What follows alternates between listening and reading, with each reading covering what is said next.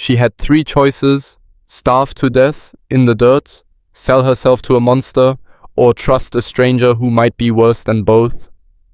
In the dying light of a Wyoming alley, Marian Hale's stomach cramped with its fourth day of emptiness while two men decided her fate like she was cattle at auction.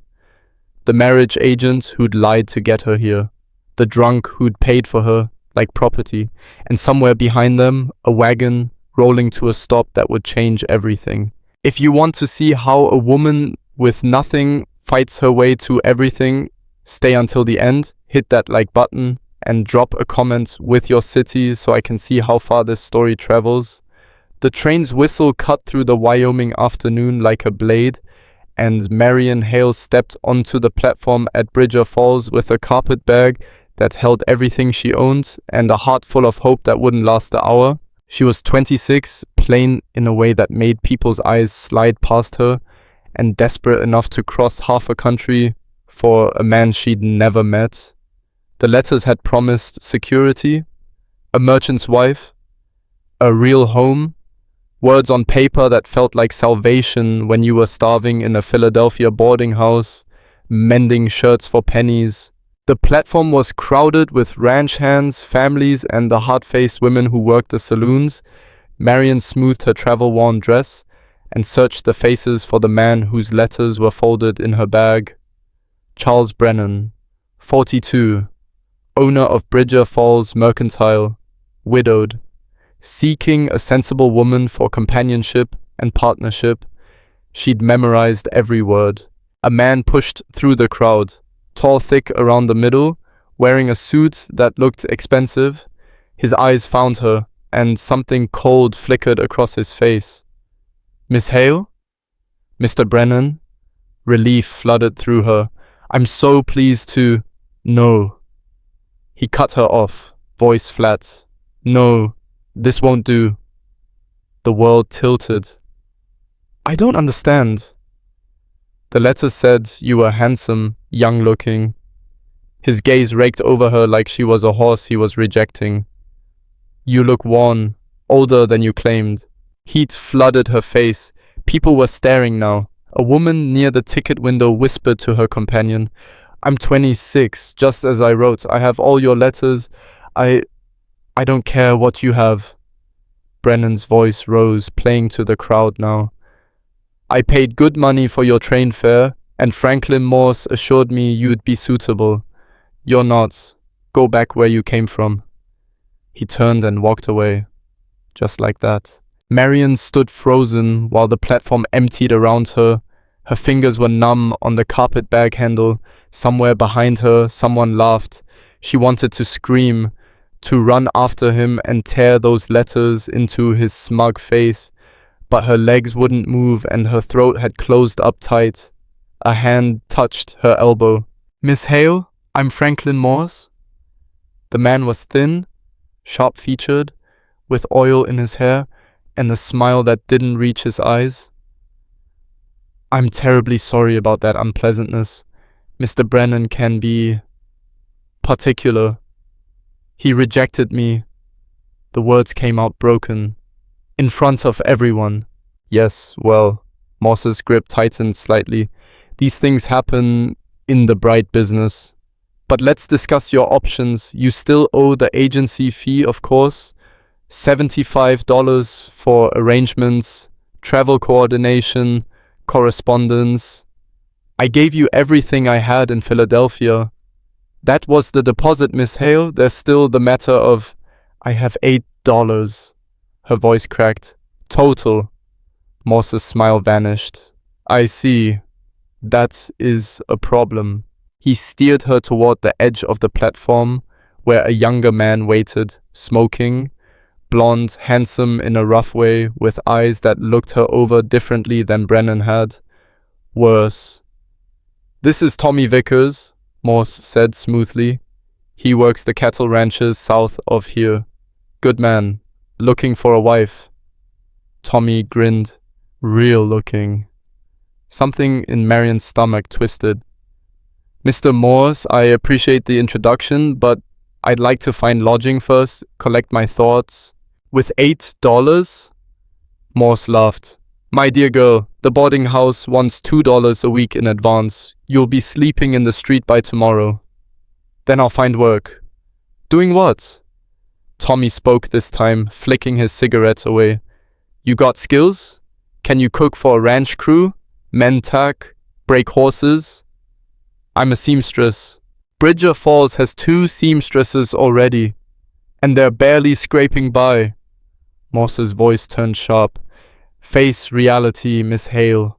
You're stranded in a town that doesn't need you with no money and no prospects. Tommy here is willing to overlook your shortcomings. He'll pay your agency debt and give you a home. That's more than you'll get anywhere else. Marian looked at Tommy Vickers.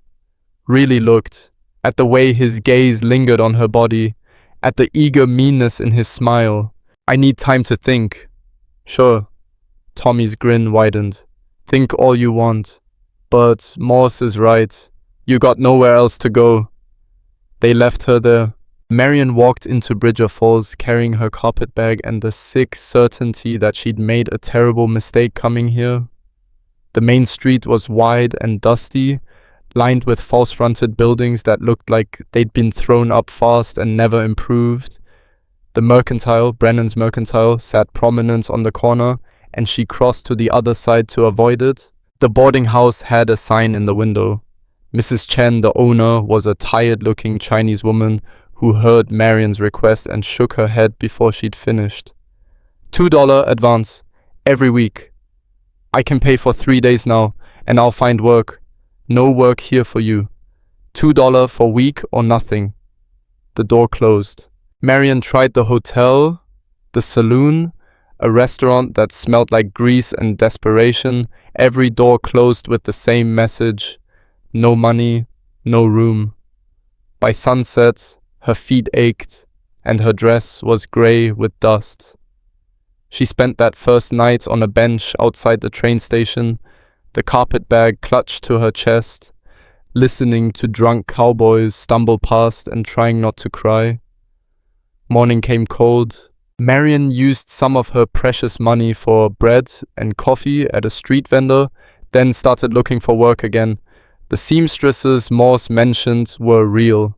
2 older women who ran competing shops and looked at her like she was there to steal customers. Neither was hiring.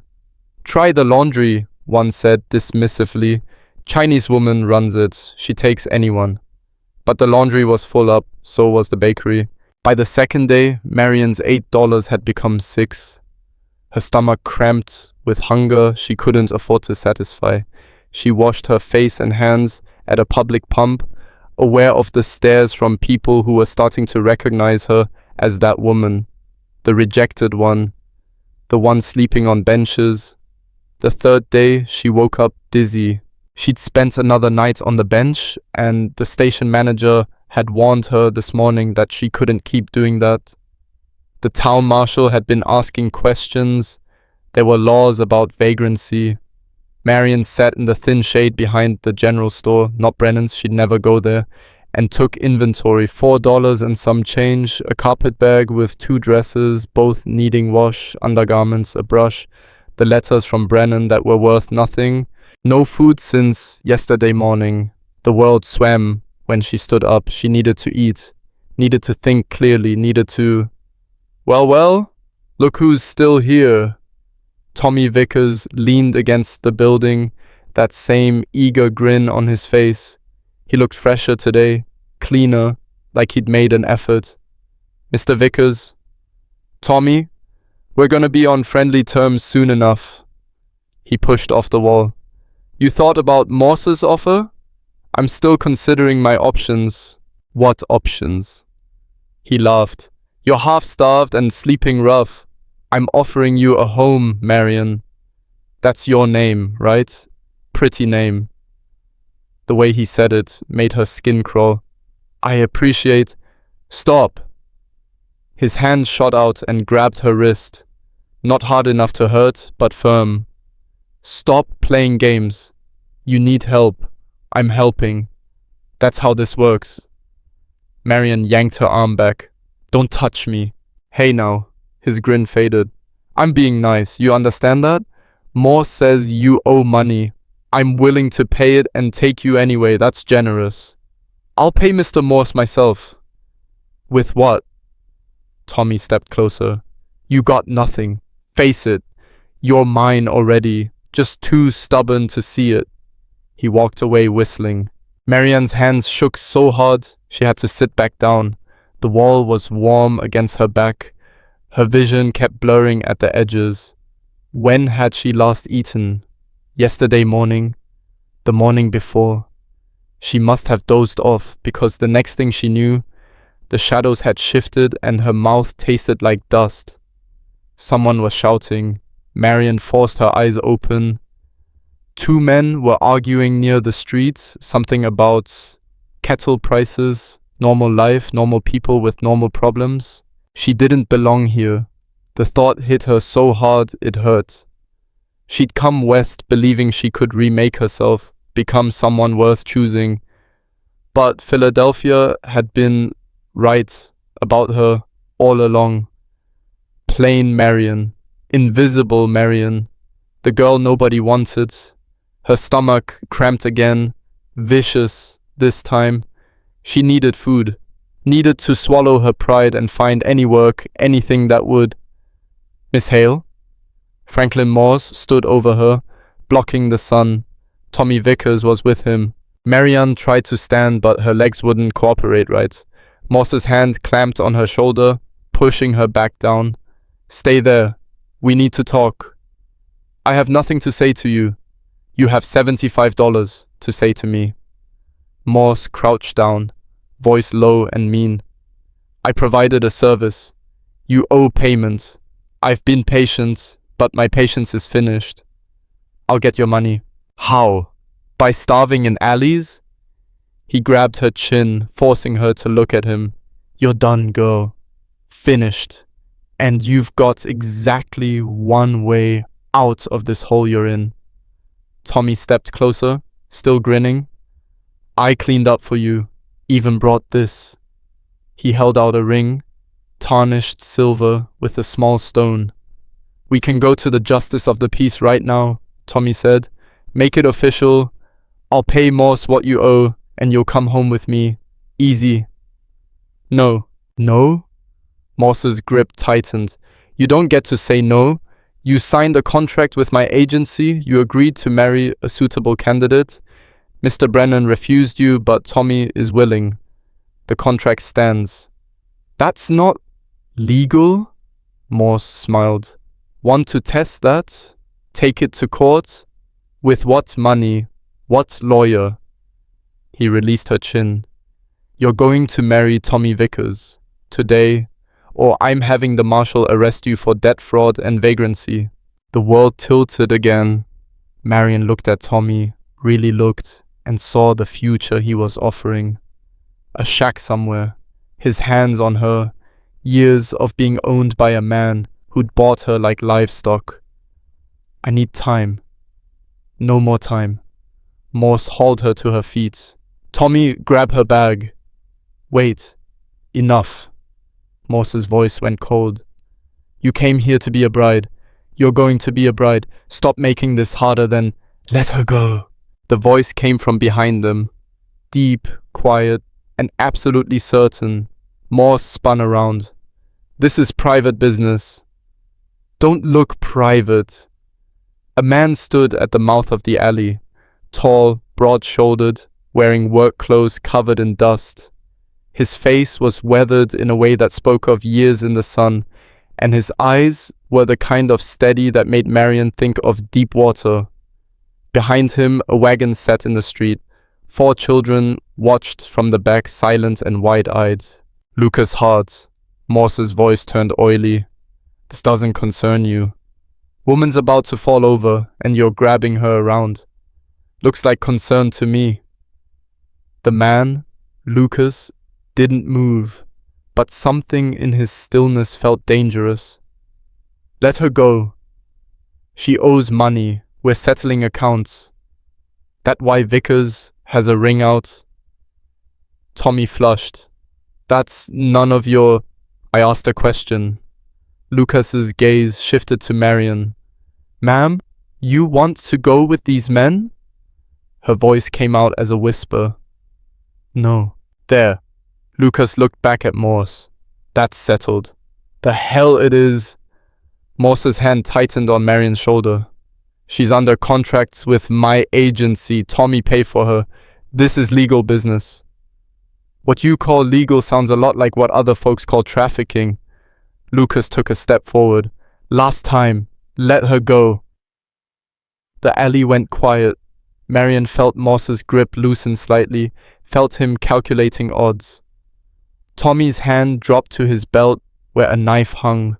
Then the oldest boy in the wagon spoke up, voice cracking but firm. Pa, you need help? Lucas didn't take his eyes off Morse. Stay in the wagon, Evan. Like hell. The boy, maybe 13, climbed down, skinny, all elbows, but he stood next to his father like he meant it. Morse made a disgusted sound and released Marian. Fine, take her. But the debt stands, Hart. She owes me $75 and I'll collect one way or another. Send me the bill. What? You heard me. Send me the bill for whatever you claim she owes. I'll review it, and if it's legitimate, I'll pay it. Lucas's voice stayed level. But she's done with you, as of now. Morse stared. You're taking on her debt? For what? You don't even know this woman. Don't have to know someone to help them? Tommy laughed, ugly. You got a thing for charity cases, Hart, or you just want to sample her first yourself? The oldest boy, Evan, lunged forward, but Lucas caught him with one hand. Easy. But I know. Lucas's voice stayed quiet, but his eyes on Tommy could have cut glass. Get in the wagon, son. Evan hesitated, then obeyed. Lucas turned to Marian. Can you walk? She wasn't sure. Her legs felt like water, and the edges of her vision kept going grey. I'll take that as maybe. Lucas moved forward carefully, like approaching a spooked horse. I'm going to help you to the wagon. That all right? Marian nodded. His hand under her elbow was gentle but firm. Solid. The first kind touch she'd felt since Philadelphia.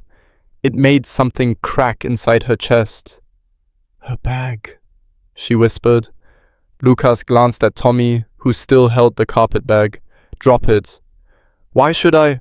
Drop it, or I'll put you down and take it. No heat in the words, just fact. Tommy dropped the bag. Lucas guided Marian toward the wagon, Evan scooping up her bag and running ahead. The other children watched with huge eyes. 2 boys who looked like twins, maybe 9 or 10, and a little girl with dark braids who couldn't be more than 6. Make room, Lucas said. The children scrambled aside. Lucas helped Marian into the back and she collapsed against the wagon bed, breathing hard. Pa, is she dying? One of the twins whispered. She's starving, Lucas said bluntly. He pulled a canteen from the front and handed it back. Small sips. Your stomach's empty, you drink too fast, and you'll sick it back up. Marian took the canteen with shaking hands. The water was warm and tasted like metal and life. Lucas climbed into the driver's seat. Behind them, Morse was already walking away, but Tommy stood in the alley watching, his face twisted with something mean.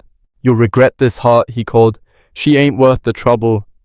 Lucas didn't answer, just snapped the reins, and the wagon rolled forward. They left Bridger Falls behind. Marian sat in the back of the wagon, surrounded by 4 silent children, sipping water that her body desperately needed, and tried to understand what had just happened. The man driving, Lucas Hart, had taken on her debt. Face down 2 men, defended a complete stranger. Why? The oldest boy, Evan, sat across from her, studying her with serious eyes that looked too old for his face. You really didn't want to marry that man? He asked quietly. No. Good. He glanced toward his father's back. Pa doesn't help people who lie. Evan, Lucas's voice carried from the front. Leave her be. The little girl with braids scooted closer, curious. What's your name? Marian.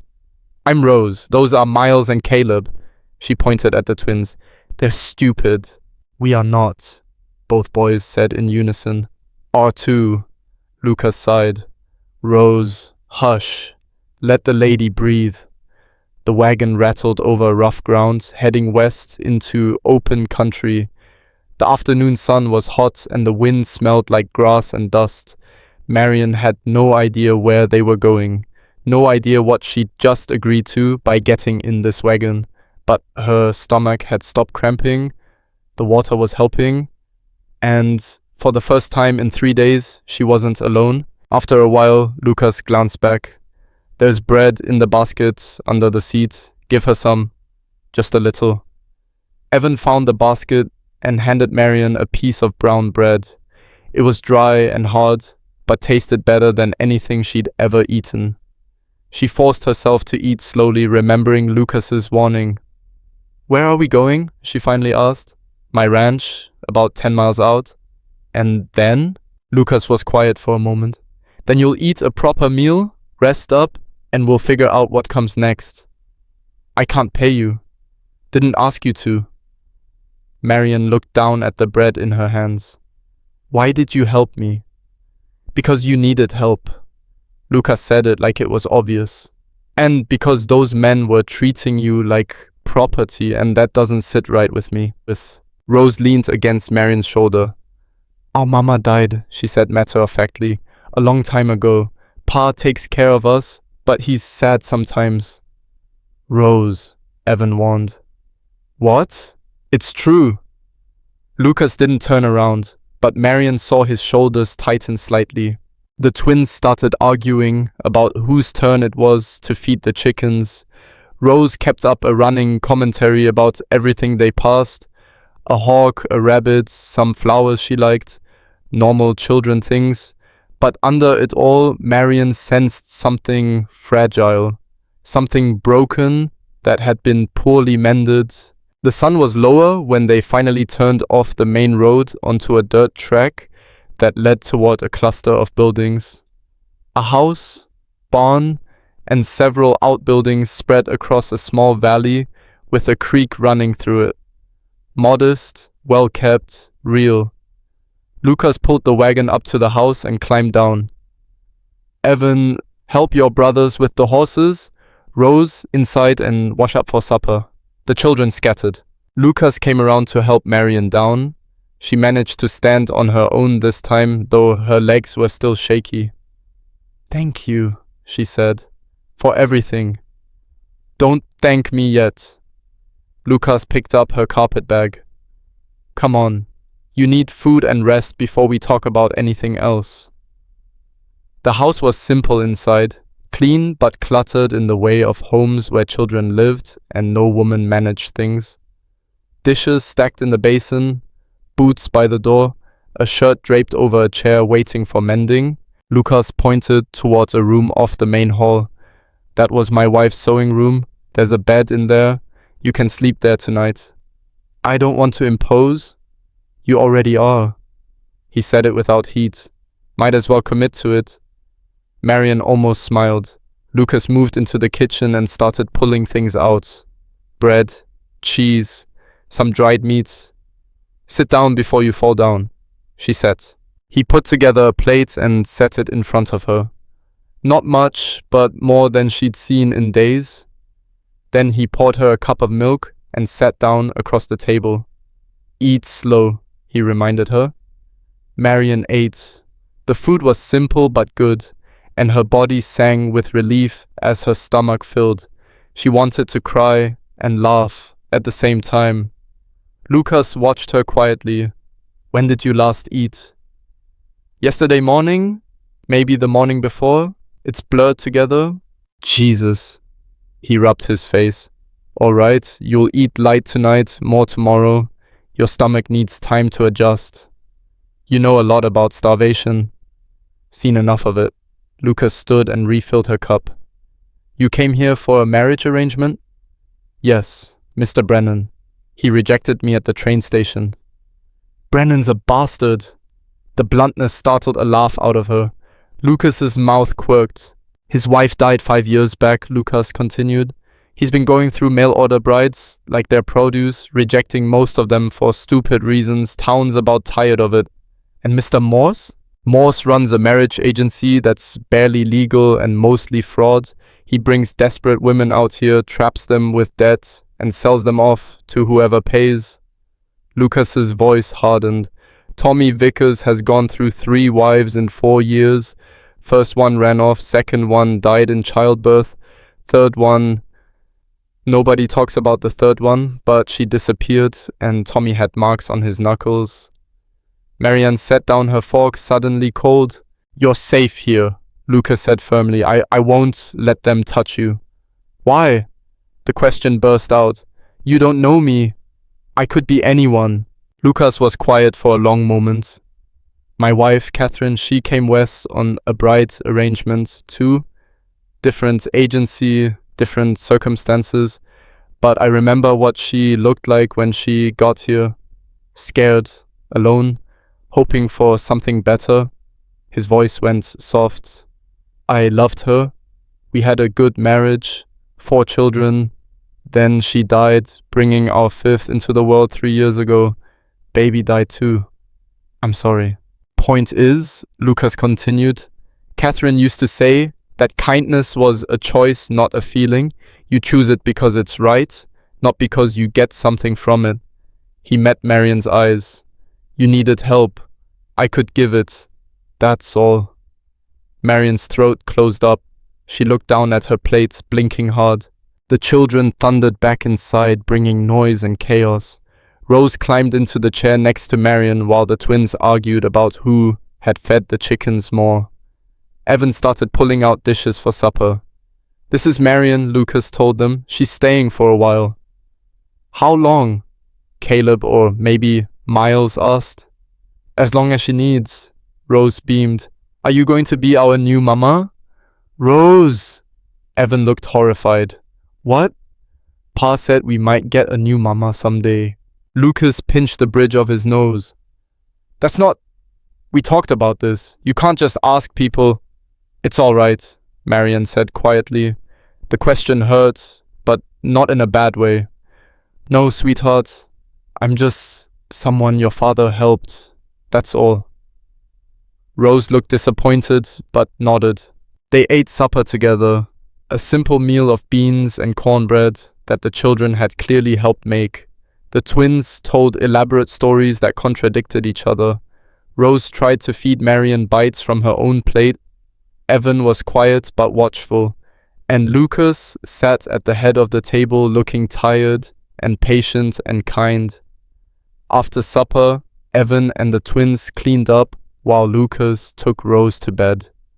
Marian offered to help, but Evan shook his head. "You look like you're about to fall over, Mom." "I'm fine." "You're not." He said it matter-of-factly. "Pa says you were starving. You need rest." Marian wanted to argue, but her body was screaming for sleep.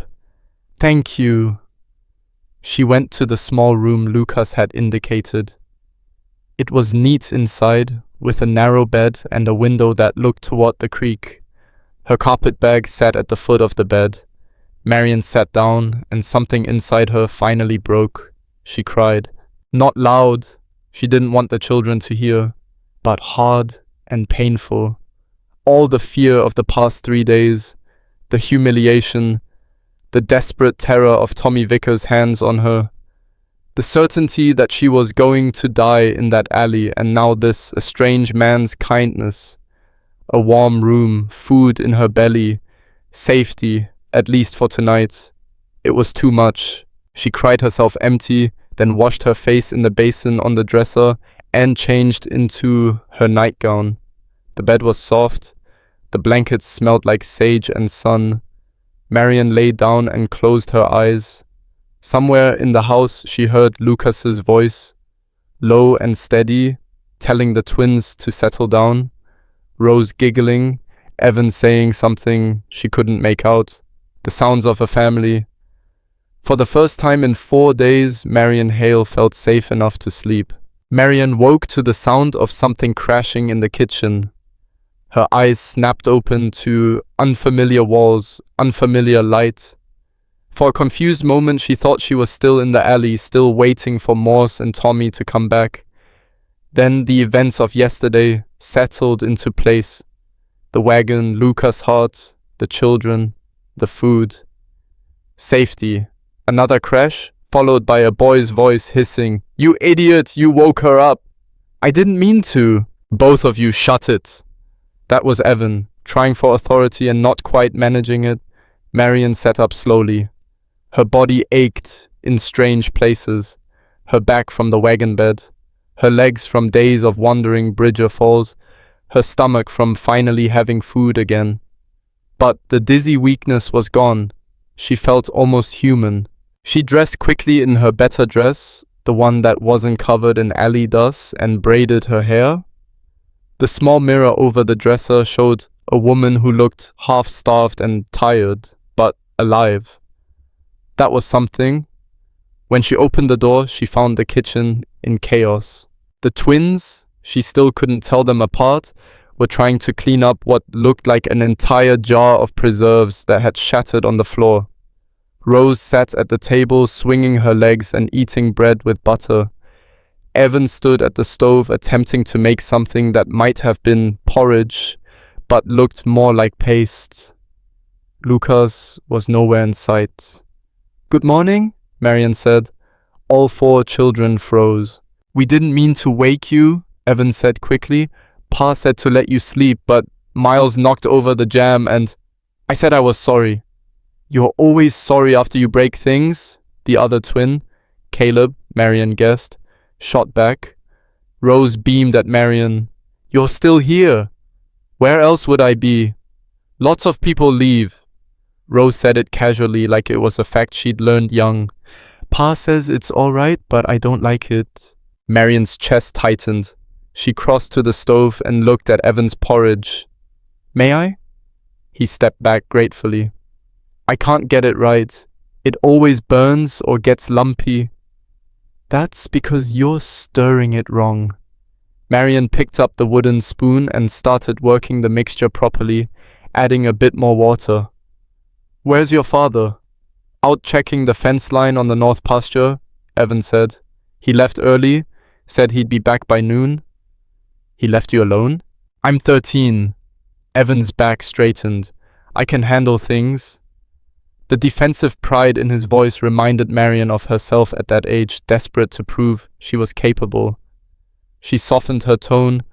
"I'm sure you can, but maybe I can help anyway." She got the porridge to something edible, then dealt with the twins and their jam disaster. Miles, the one with a small scar over his left eyebrow, kept apologizing while Caleb tried to shove the glass pieces under the cabinet with his foot. "Stop that," Marian said sharply. "You'll cut yourself." She found a rag and swept the glass into it carefully while the twins watched with identical, guilty expressions. "Pa's going to be mad," Miles muttered. "He won't be mad," Evan said, but he didn't sound sure.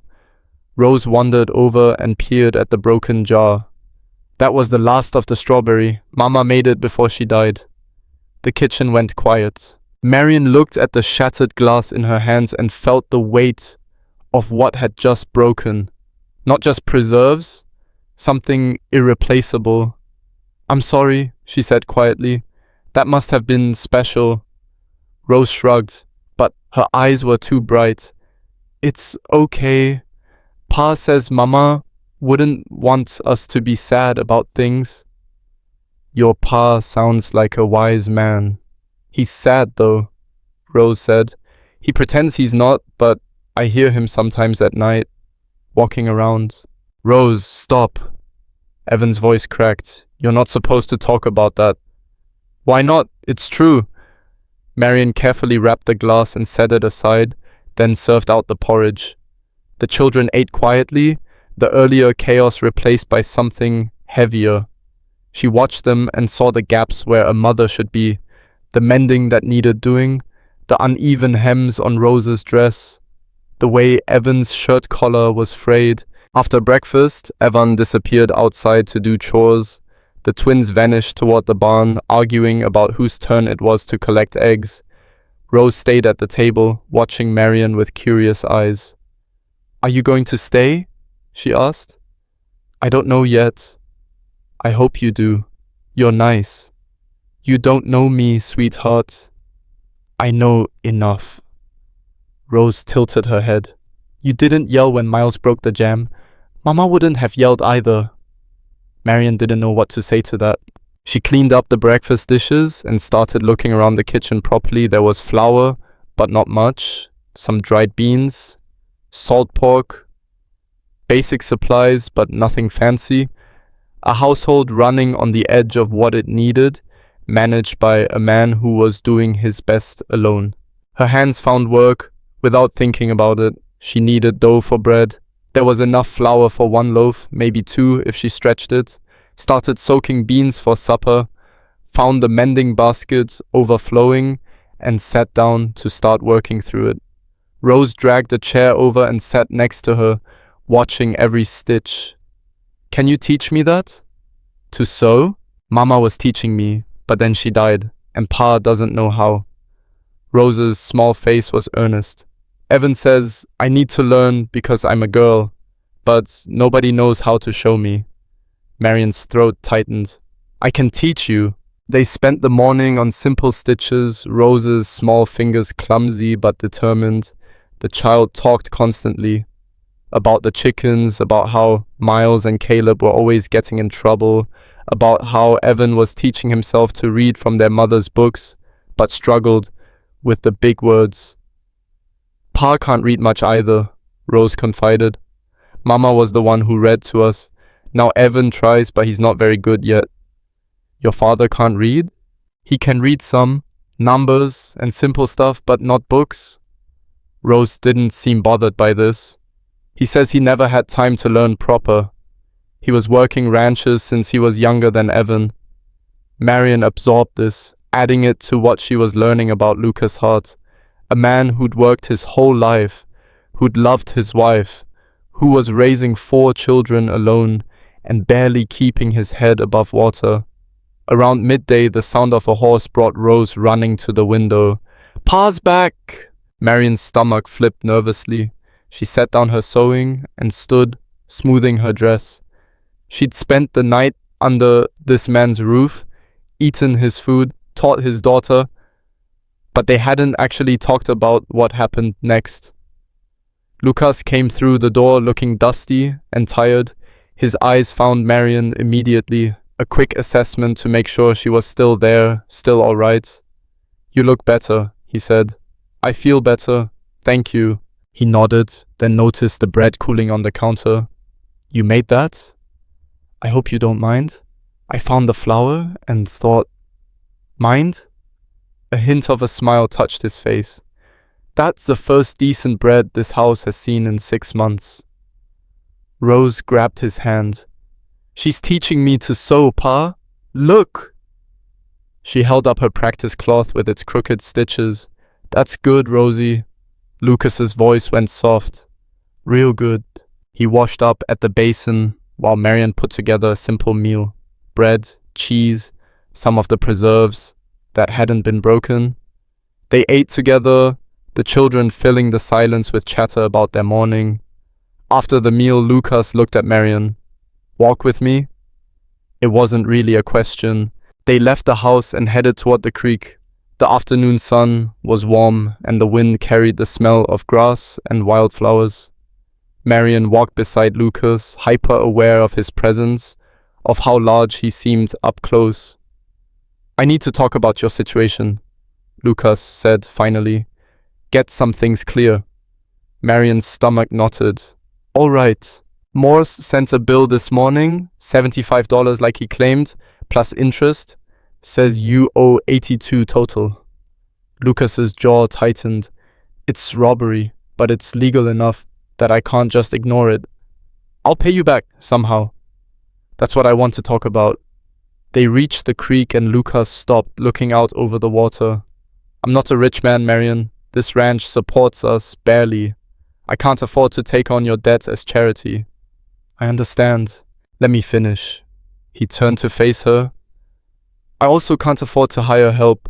Catherine ran the house, cooked, managed the children. I've been trying to do it all myself for 3 years. And failing. The children are growing up half wild. I can't sew, can barely cook beyond basics. The house is falling apart. Marian saw where this was going. You want me to work off the debt? Off? I'm offering you honest work for honest pay. You stay here, help with the house and children, and I'll pay Morse's bill. After that, we figure out something fair. Room, board, and a small wage. Lucas's gaze was steady. No contracts, no ownership. You don't like it here, you leave. But while you're here, you pull your weight. It wasn't what she'd expected, no demands, no hidden price, just work. What about the children? She asked. How do I explain who I am? The truth. A woman I'm helping out who's helping me in return. Lucas rubbed the back of his neck.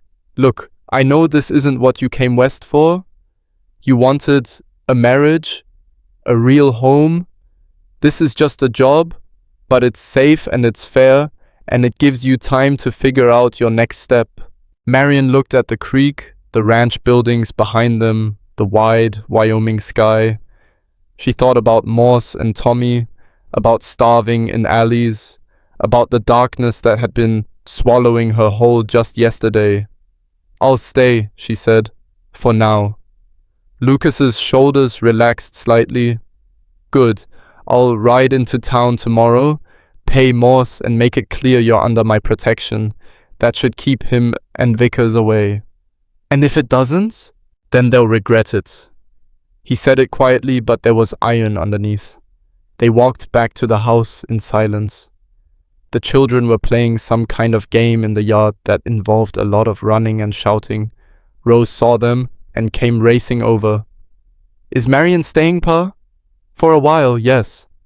Rose threw her arms around Marian's waist, nearly knocking her over. Good. That night, Marian made a proper supper, beans with salt pork, cornbread, and the last of the strawberry preserves on bread for after. The children ate like they were starving, and Lucas looked at her with something like wonder. This is good, he said simply. It's just beans. Catherine used to make beans like this? He didn't say it sadly, just factual, with the pork cut small so it flavors everything. After supper, Evan pulled out a book and started reading to Rose by lamplight. He stumbled over the words, his face flushed with effort and embarrassment. The twins played some kind of hand game that involved slapping each other and laughing. Marian worked on mending, and Lucas sat at the table working on the ranch books. The lamplight was soft and the house was warm, and something about the ordinariness of it made Marian's chest ache. This wasn't her family, wasn't her home, but it felt like something she'd been missing her whole life without knowing it. Over the next few days, Marian settled into a rhythm. She woke early and made breakfast, managed the washing and mending, taught Rose basic sewing, and watched the child's confidence grow with every crooked stitch. She learned that Miles was the daring twin, always climbing things he shouldn't, while Caleb was quieter and more cautious. That Evan carried the weight of being the oldest like a physical burden, trying to be the man of the house even though Lucas was right there. She learned that Lucas worked from dawn until dark, fixing fences and managing cattle and doing all the labor of a ranch that needed twice as many hands. He came home exhausted every night, but still made time to listen to the children, settle their arguments, and check that they had done their chores. He was patient with them in ways that surprised her. When Miles broke a tool through carelessness, Lucas didn't yell, just made the boy help fix it and learn from the mistake. When Rose had a nightmare and came crying to the table during supper, he pulled her into his lap without comment and let her stay there until she calmed down. Marian had expected a hard man, shaped hard by hard country, but Lucas was gentle where it mattered. On the third day, he rode into Bridger Falls to deal with Morse. Marian spent the day tense and anxious, jumping at every sound. When he finally returned in late afternoon, she met him at the door. "Is it done?" "It's done." Lucas handed her a paper. "Paid in full. Got his signature. You're clear." Marian stared at the receipt. $82. More than she'd earned in 3 months as a seamstress in Philadelphia. "I'll pay you back," she said. "Every cent. We'll work it out." Lucas looked tired. Morse tried to argue, said I was interfering with legal business. I told him if he came near you again, I'd make sure the territory marshal heard about his operation. "Did he threaten you?" "Some." Lucas shrugged. "Nothing I can't handle. But Vickers was there. He's angry. Said some things about you I won't repeat." Marian's blood went cold. "What kind of things?" "The kind that make me want to break his jaw." Lucas's voice was flat. But I kept my temper. Barely. That night, Marian couldn't sleep.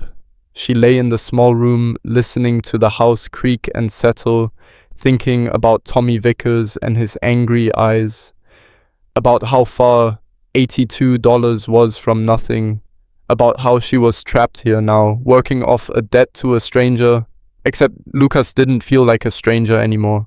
The next morning, she found Evan in the barn, struggling with a book. He shoved it under the hay when he saw her, face flushing.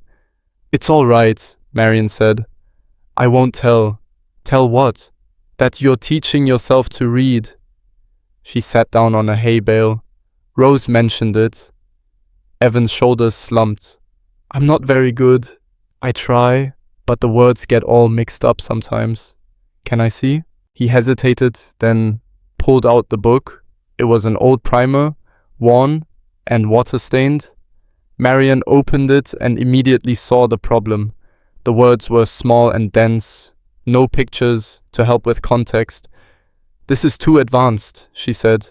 "You need something simpler to start." "We don't have anything simpler. Mama's other books are all harder." Marian thought for a moment. "What if I helped you? We could work on it together?" Evan's face transformed, hope and hunger and desperate pride all fighting each other. "You wouldn't tell Pa?" "Why can't your father know?" "Because he can't read good either, and I don't want him to feel bad." Evan's voice dropped. "He works so hard. I should be helping more, not making him teach me things." The weight this child was carrying broke Marian's heart. "Learning isn't a burden, Evan, and I think your father would be proud of you for trying." "Maybe." He didn't sound convinced. "But can we just keep it between us for now?" "All right, between us." They started that morning, working through simple words and sounds. Evan was smart but impatient with himself, frustrated when he couldn't grasp something immediately. Marian recognized that frustration, had felt it herself learning to sew as a child. "Slow down," she told him. "You don't build a barn in a day." "I'm 13. I should know this already." "You know lots of things. You can ride, manage animals, fix tools. Those matter too. But I can't help Pa with the ranch books. Can't read contracts or bills." Evan's voice cracked. "What good is a son who can't even do that?" Marian set down the book and looked at him squarely. "Your father loves you. Anyone can see that. He doesn't need you to be perfect. He just needs you to be his son." Evan's eyes got bright. He looked away quickly, swiping at his face. They worked for another hour before the twins found them and demanded Evan help with something in the pasture. After he left, Marian sat in the barn, thinking about broken families and the weight children carried when adults fell apart. That afternoon, Rose asked if Marian would teach her to make bread. They worked together in the kitchen, Rose's small hands covered in flour, while the child talked about everything and nothing, about how she missed her mother but couldn't quite remember her face anymore, about how the twins were mean sometimes but only because they were sad, about how Pa tried hard but got confused about girl things. "Like what?" Marian asked. "Like when I started bleeding last month? Just a little, but it scared me and Pa didn't know what to say. He just told me it was natural and happens to women, but he looked like he wanted to die. Rose giggled. His face was so red. Marian's heart squeezed. Did he explain what it means? Sort of, but not really. Rose's voice went small. I don't have anyone to ask about girl things. You can ask me. Rose looked up, hope bright in her eyes. Really? Really. They talked while the bread baked, and Marian explained what she could in simple terms. Rose listened carefully, asking questions that showed she'd been worrying about this for a while. Thank you, Rose said when they finished. Pa's good, but he doesn't know everything. Nobody knows everything, sweetheart. That evening, Lucas pulled Marian aside while the children did their chores. Rose told me you talked to her today about, he gestured vaguely, woman things. I hope that's all right. All right? Lucas looked relieved. I've been dreading that conversation for a year, thank you. They stood there awkwardly for a moment, then Lucas cleared his throat. You're good with them, the children. Better than I expected. I like them. They like you too. Rose already thinks you hung the moon. He paused. Just want you to know, if you decide to leave when the debt's worked off, I'll understand. But it'll be hard on them, especially her. The warning was clear. Don't let them get too attached if you're not staying. I'll keep that in mind, Marian said, quietly. But the truth was, she was already attached. To Rose's bright chatter and desperate need for female guidance, to Evan's serious determination and hidden vulnerabilities, to the twins and their chaotic energy, even to Lucas and his quiet strength. This wasn't supposed to happen.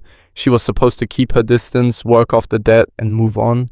But somewhere in the daily rhythm of cooking and mending and teaching, she'd started to care. 2 weeks in, the twins got into a fight that ended with Caleb sporting a black eye and Miles locked in the barn as punishment. Marian found Caleb crying behind the house, trying to hide it. He said I was stupid. Caleb choked out. Said I can't do anything right.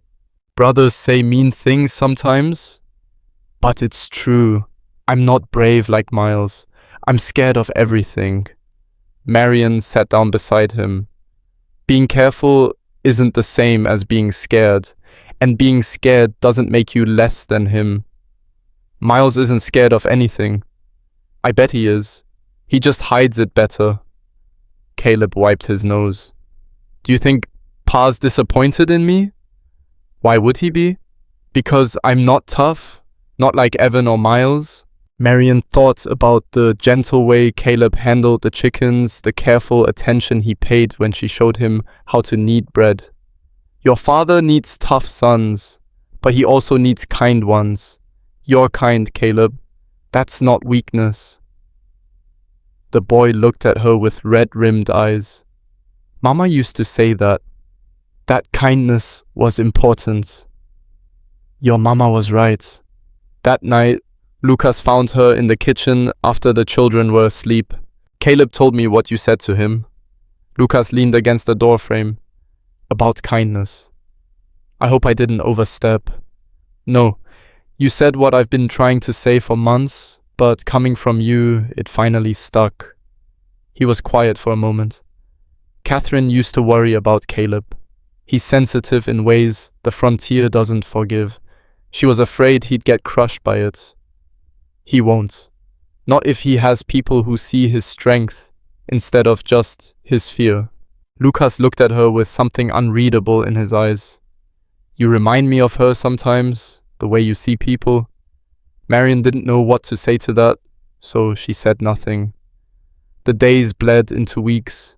Marian's body grew stronger from regular meals and physical work. The children bloomed under her attention. The house stopped feeling like a place held together by desperation and started feeling like a home. But under it all, Marian felt the clock ticking. The debt would be worked off eventually. Then what?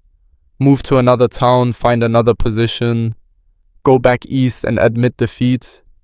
She didn't want to leave. The realization hit her one morning while she was hanging washing and watching Rose play with the chickens. She'd been here almost a month, and this felt more like home than anywhere she'd ever lived. But wanting to stay and being wanted were different things. That afternoon, a wagon rolled up to the house. Marian looked out the window and went cold. Franklin Morse. Lucas was out in the far pasture. Evan was with him. The twins were somewhere in the barn. Only Rose was nearby, playing in the yard. Marian stepped onto the porch as Morse climbed down from his wagon. Tommy Vickers was with him. "Miss Hale," Morse said with his oily smile. "Still here, I see. Mr. Hart paid my debt. I have the receipts." "Oh, I know. I'm not here about that." Morse's smile widened. "I'm here with an opportunity." "I'm not interested." "Don't you want to hear it first?" Tommy stepped forward. "We've got a new arrangement, better than before." "No, now. Morse held up his hands.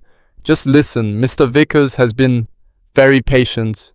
He's willing to forgive the unpleasantness if you'll reconsider his proposal. He's offering marriage, a home, security. What do you have here? A job that could end any day? Hart's charity. Surely you want something more permanent." Marian's hands clenched. "I'm not marrying Mr. Vickers. Not now. Not ever." Tommy's face darkened. "You think you're too good for me? You're nothing. A reject that Hart picked up out of pity. Get off this property." "Or what?" Tommy laughed. "You'll tell Hart? He's not here, sweetheart. And we're just having a conversation." He moved toward the porch steps. "Stop right there." The voice came from behind Marian. She turned to find Evan standing in the doorway, holding his father's rifle. The boy's hands were steady, even though his face was pale. "You hurt her?" Evan said. "Get off our land." Morse's smile vanished. "Boy, put that down before you hurt yourself." "I know how to use it. Pa taught me." Evan's voice didn't waver. "You've got to the count of 10 to leave." "Your father will hear about this." "Good. He'll be proud." Evan started counting. 1, 2, 3. Morse and Tommy exchanged glances. Tommy looked like he wanted to call the bluff, but something in Evan's eyes must have convinced him otherwise. They got back in the wagon. "This isn't over," Tommy called as they drove away. "You'll come crawling back eventually. They all do." Evan kept the rifle steady until they were out of sight, then lowered it with shaking hands. Marian pulled him into a fierce hug. "You were so brave." "I was terrified," his voice cracked. "But I couldn't let them take you, not after everything." Rose came running from wherever she'd hidden. "Is it safe?" "It's safe now." Marian held out an arm, and Rose crashed into them both. When Lucas came home that evening and heard what happened, his face went hard. "They came here? To my house? Threatened you with my children present?" "Evan handled it," Marian said. Lucas looked at his son, and something passed between them. Pride and fear and understanding. "You did good," Lucas said, finally. "But if they come back, you get me first. Understand?" "Yes, sir." That night, after the children were asleep, Lucas sat on the porch cleaning his rifle. Marian brought him coffee and sat beside him. "They'll come back," she said quietly. "I know. Maybe I should leave. Go somewhere else. I don't want to bring trouble to your family." Lucas set down the rifle and looked at her. "You are family. That's the thing you don't seem to get. You've been here a month, and my children are happier than they've been in 3 years. Rose is learning to be a woman. Evan's reading better. Yeah, I noticed. The twins actually listened to someone." His voice roughened. "And I come home to a house that feels alive again." Marian's breath caught. "Lucas, I'm not saying this for romance or obligation. I'm saying it because it's true. Vickers and Morse can threaten all they want, but you're not going anywhere unless you choose to. What if I don't want to go? The question hung between them. Lucas was quiet for a long moment. Then we'll figure something out. Make it official somehow so they can't touch you. Official how? He met her eyes. We could tell people we're engaged, that you're here as my intended. It's not technically a lie. You came west for marriage. Nobody needs to know it was supposed to be to someone else. You want to pretend to court me? I want to protect you. This seems like the best way. Lucas's voice was careful. It doesn't have to mean anything beyond that, just a way to keep Morse and Vickers off your back. Marian looked out at the dark Wyoming night and thought about all the choices that had led her here. The lies that brought her west, the rejection that nearly killed her, the kindness that saved her. All right, she said. Tell people we're courting. Lucas nodded. I'll make it known in town, spread the word. By this time next week, everyone will know you're spoken for. Thank you. Don't thank me yet. This might make things more complicated. He had no idea how right he was, 'cause sitting there on the porch beside him, Marian realized the pretending wouldn't be the hard part. The hard part would be remembering it wasn't real. Word spread through Bridger Falls like wildfire through dry grass. Lucas Hart, the widowed rancher who'd barely spoken to a woman since Catherine died, was courting the mail-order bride that Brennan rejected, the one he'd pulled out of Morse's clutches.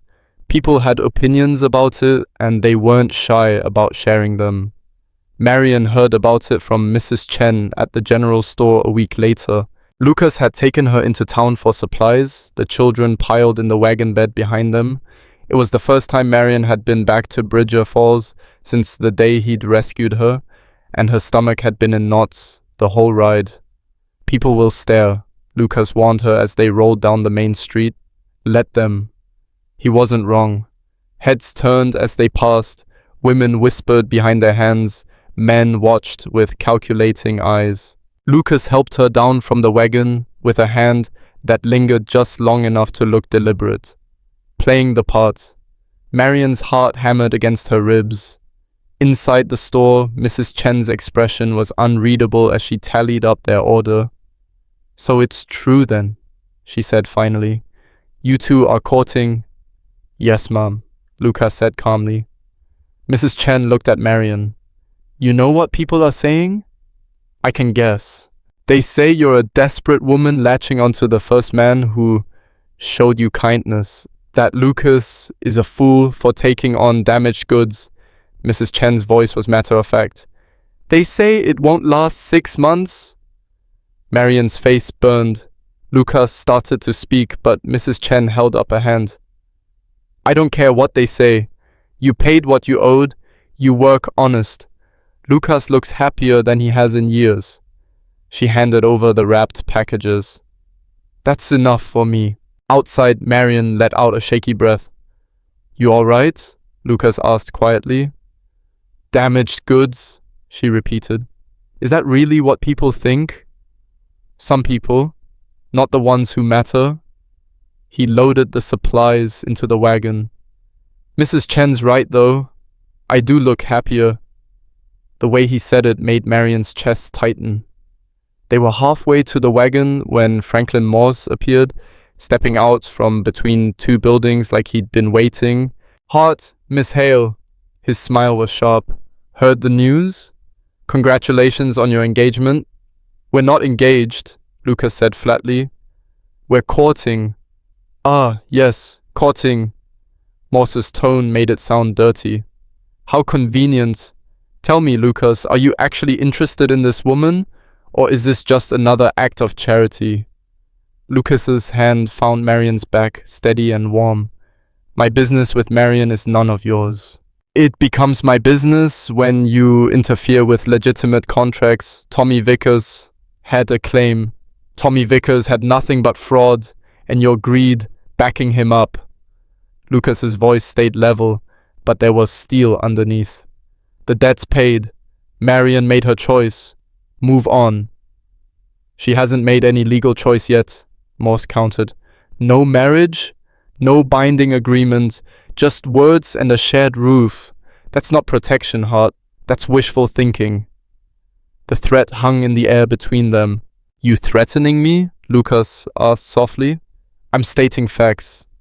The law cares about contracts and marriages, not courting. If something were to happen to you, Marian would have no legal claim to anything, no protection. She'd be right back where she started. Morse's smile widened. Just something to think about. He walked away. Marian felt cold despite the afternoon sun. What did he mean if something happened to you? Nothing, he's trying to scare us. But Lucas's jaw was tight as he helped her into the wagon. The children were subdued on the ride home, picking up on the adults' tension. Even the twins were quiet. That night, after supper, Lucas asked Evan to watch the younger children and took Marian out to the barn. We need to talk, he said. Marian's stomach dropped. About what Morse said? About making this real. Lucas leaned against a post, looking uncomfortable. Not the courting, the marriage. The world tilted. What? Hear me out. Lucas held up a hand. Morse is right about one thing. Courting doesn't give you legal protection. If something happened to me, you'd have no claim to stay here, no rights to anything. The children would go to Catherine's sister in Colorado, and you'd be alone again. So you want to marry me to solve a legal problem? I want to marry you so you're protected, so Morse and Vickers can't touch you, so you have a real home and security. Lucas's voice was careful. It wouldn't have to be a real marriage. Not in the ways that matter. Just a legal arrangement. Marian stared at him. You're asking me to marry you without loving me. I'm asking you to let me protect you, the only way that actually works out here. He ran a hand through his hair, frustrated. This isn't Philadelphia, Marian. The frontier doesn't give a damn about courting or intentions. It cares about legal documents and property rights. So I'd be property. No. Lucas's voice sharpened. You'd be my wife. Which means protected under law. Which means safe. And what do you get out of this arrangement? He was quiet for a long moment. Someone to help with the children. Someone to run the household. A partnership that works for both of us. How romantic. I'm not offering romance. I'm offering security. Marian turned away, her throat tight. This was what she'd come west for, wasn't it? A practical marriage, a business arrangement. But hearing Lucas lay it out so coldly hurt in ways she didn't want to examine. Can I think about it? She asked. Of course. But Marian, he waits until she looked at him. I know it's not what you wanted, but it's what I can give. She went to bed that night with her head spinning. Marriage to Lucas Hart. Legal protection, a real home. Everything she needed, nothing she wanted. Because somewhere in the past 6 weeks, without meaning to, Marian had started wanting something else entirely. She'd started wanting Lucas to look at her the way he'd looked at Catherine in the stories the children told. To love her instead of just protecting her. She was an idiot. The next morning, Evan found her in the kitchen before anyone else was awake. Pa told me he asked you to marry him, the boy said, without preamble. Marian nearly dropped the coffee pot. He what? Last night, after we went to bed, I heard him talking to himself out on the porch. Evan sat down at the table. Are you going to say yes? I don't know. Why not? You like it here. We like having you here. His voice cracked slightly. Don't you want to stay? It's more complicated than that. Because you don't love him? Evan looked at her with those two old eyes. Mama said her marriage started as an arrangement too. She learned to love Pa after. Maybe you could do the same. The hope in his voice broke her heart. Your father isn't offering that kind of marriage, Marian said gently. He's scared. Evan said it like it was obvious. He loved Mama so much that when she died, it nearly killed him too. He's afraid to love anyone like that again. That's not something you should have to worry about. But I do worry, 'cause Pa's lonely even when we're all around him, and you make him less lonely. I can tell. Evan's hands clenched on the table. Please say yes. Even if it's just an arrangement, at least you'll stay. Before Marian could respond, Rose burst into the kitchen, already talking about something the chickens had done. The moment was lost. But Evan's words haunted her all day. 2 days later, Tommy Vickers showed up drunk. It was late afternoon. Lucas was out checking the fence line on the south pasture. Evan had gone with him. The twins were supposed to be cleaning the barn, but Marian suspected they were actually playing in the hayloft. She was in the kitchen with Rose, teaching the girl to make pie crust, when she heard the horse. Something in the rhythm of the hoofbeats made her uneasy. She wiped her hands and moved to the window. Tommy sat on his horse in the yard, swaying slightly. Even from here, she could smell the whiskey. Rose, go find your brothers. Right now. The girl heard the fear in Marian's voice and ran. Marian stepped onto the porch, her heart hammering. Mr. Vickers, you're not welcome here. Not welcome? Tommy laughed, the sound mean. That's funny. This could have been my house. You could have been my wife. But you chose Hart's charity instead. Please leave. Or what, you'll shoot me like that kid threatened? He dismounted, stumbling slightly. Hart's not here. I watched him ride out. It's just you and those brats. Marian's mouth went dry. The rifle was inside, but could she get to it before Tommy reached the porch? I paid good money for you, Tommy continued, moving closer. Morse said you were mine. Then Hart stole you out from under me. Nobody paid for me, the debt was fraudulent. That's not how I see it. Tommy's hand went to his belt, not for a weapon, for his flask. He took a long drink. You know what I think? I think you're playing hard, batting those eyes, acting helpless, but you're just a whore looking for the best deal. Rage flared through Marian's fear. Get off this property. Make me. He lunged for the porch steps. Marian turned and ran inside, slamming the door. Her hands shook as she tried to bar it, but Tommy's weight hit the wood before she could get the latch down. The door flew open, knocking her backward. She scrambled toward the rifle hanging over the fireplace, but Tommy caught her arm, yanking her around. Not so high and mighty now, are you? His breath was rancid with alcohol. Marian twisted, trying to break free, and her hand found the iron poker by the fireplace. She swung without thinking.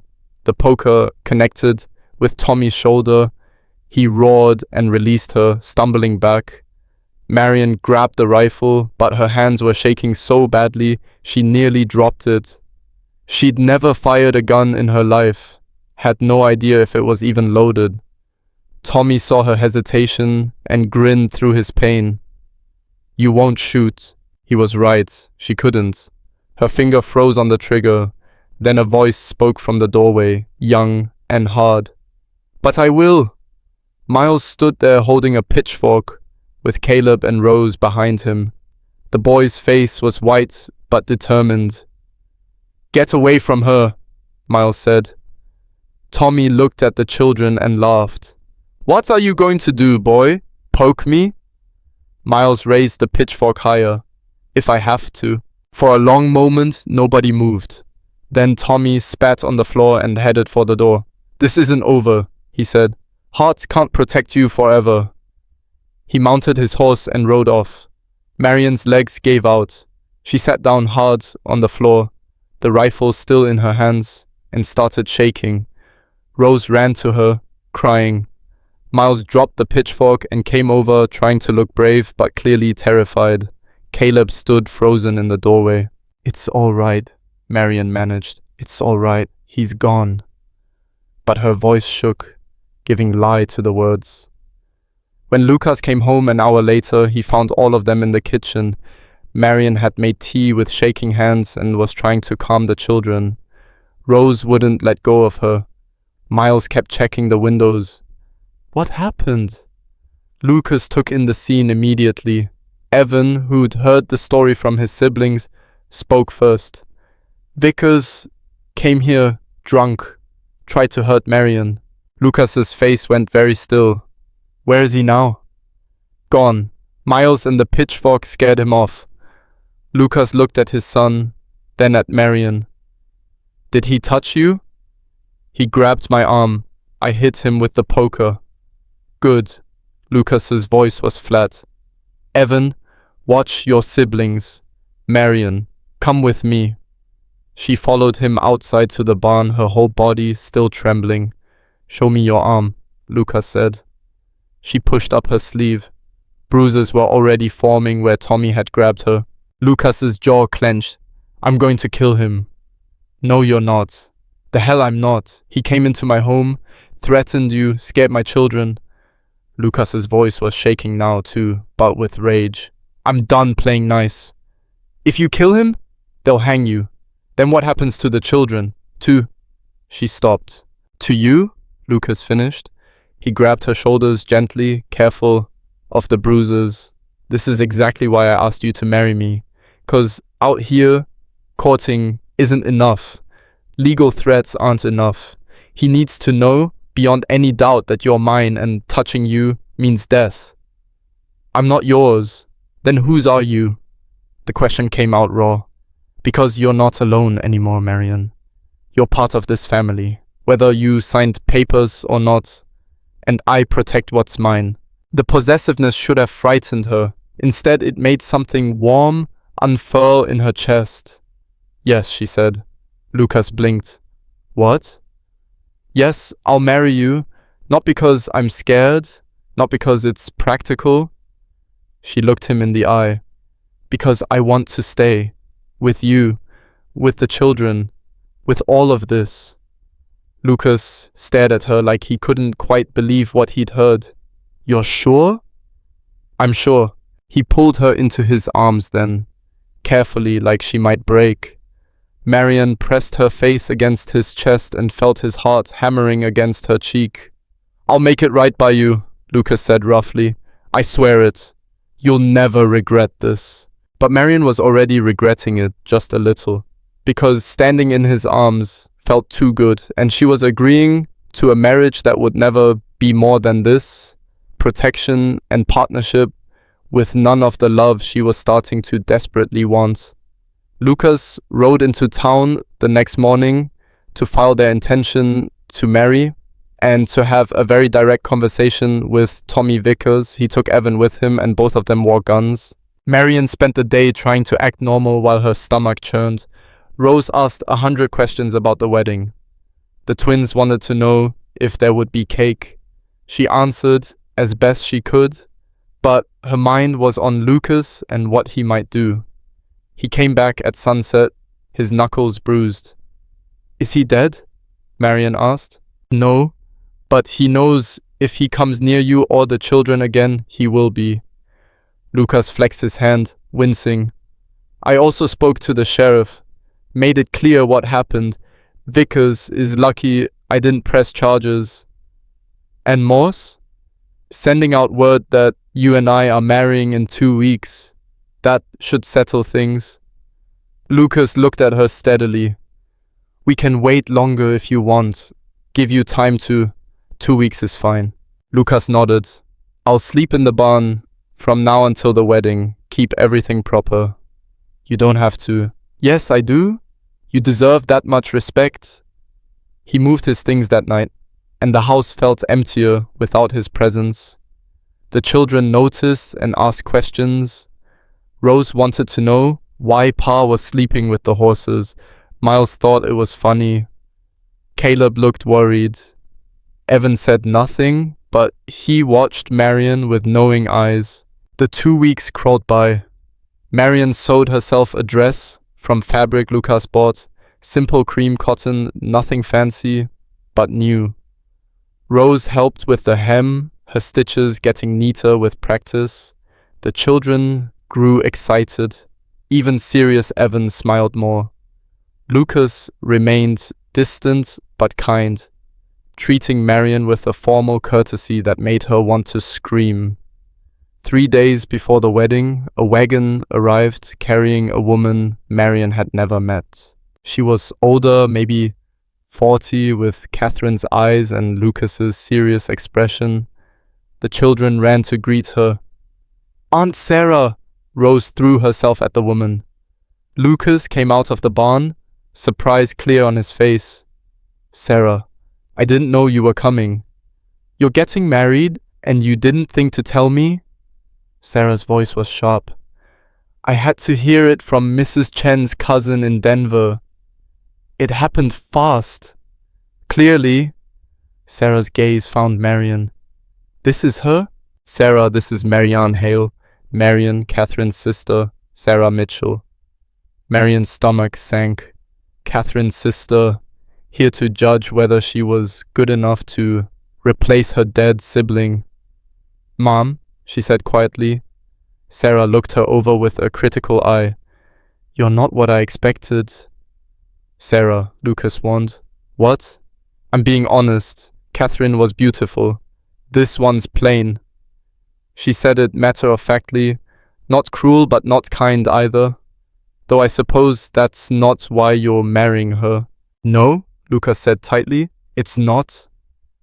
Marian wanted to sink into the ground. Sarah stayed for supper, asking pointed questions about how Marian and Lucas met, how long they'd been courting, what the children thought of the arrangement. The twins answered enthusiastically. Rose clung to Marian's side. Evan said little but watched his aunt with guarded eyes. After the children went to bed, Sarah cornered Marian in the kitchen. "I need to know your intentions," she said bluntly. "My intentions? Are you marrying my brother-in-law for his money, his land, because you need a roof over your head?" Sarah crossed her arms. "I loved Catherine. She was my best friend before she was Lucas's wife. I won't stand by and watch some desperate woman take advantage of him." Anger flared in Marian's chest. "I'm not taking advantage of anyone." "No? You were starving in an alley and now you're marrying a rancher. That's convenient." "It is convenient. It's also honest work for honest pay, which is more than I'd get anywhere else." Marian met Sarah's eyes. "Your brother-in-law offered me a job first. I worked for weeks before he asked me to marry him. I've earned my place here." "Earned a job, maybe? Not a wedding ring?" "The ring is for protection. Ask him yourself.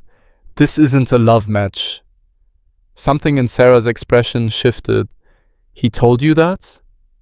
"He was very clear about it." Sarah was quiet for a moment, studying her. "And you agreed anyway?" "I care about the children. They need stability. I can give them that." "What about Lucas? What can you give him?" The question hit harder than it should have. "Whatever he needs." Sarah's mouth quirked, almost a smile. "You love him." "What?" "You do. You love him, and he has no idea." Sarah shook her head. "That's either very brave or very stupid." Don't lie to me. I can see it all over your face." Sarah's voice softened slightly. "Does he love you?" "No. He loved Catherine. I'm just practical. Lucas Hart doesn't do anything just because it's practical. If he's marrying you, there's more to it than protection." Sarah paused. "But he's stubborn. Loyal to Catherine's memory. He won't let himself feel anything for you unless he's forced to admit it. That's fine. I'm not asking for his love. Maybe you should." Sarah moved toward the door, then stopped. "Catherine was my sister, and I miss her every day, but she's been gone 3 years. Lucas deserves to be happy again. If you can make him happy, really happy, not just comfortable, then I'll support this marriage. But if you hurt him or those children, I'll make you regret it. I understand." "Good." Sarah's expression softened further. "For what it's worth, the children adore you. Rose told me you're teaching her things Catherine would have taught her. That matters." She left Marian standing in the kitchen, heart pounding. The wedding was set for Saturday afternoon at the small church in Bridger Falls. Simple, fast, legal. Friday night, Lucas found Marian on the porch after the children were asleep. "Sarah's staying at the boarding house tonight," he said, "coming back tomorrow for the wedding." "Did she grill you too?" "For an hour." Lucas sat down next to her, keeping a proper distance. "Wanted to make sure I knew what I was doing." "Do you?" He was quiet for a moment. "I think so. This is the right thing, Marian, for both of us." "Is it?" The question came out before she could stop it. "Or are we just two lonely people making a practical choice?" Lucas looked at her, and something flickered in his eyes.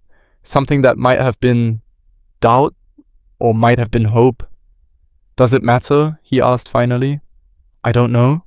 Does it?" They sat in silence, the Wyoming night vast around them. Somewhere in the darkness, a coyote called. The wind carried the smell of sage and grass. Tomorrow she would marry this man, become his wife in name and law, if not in love.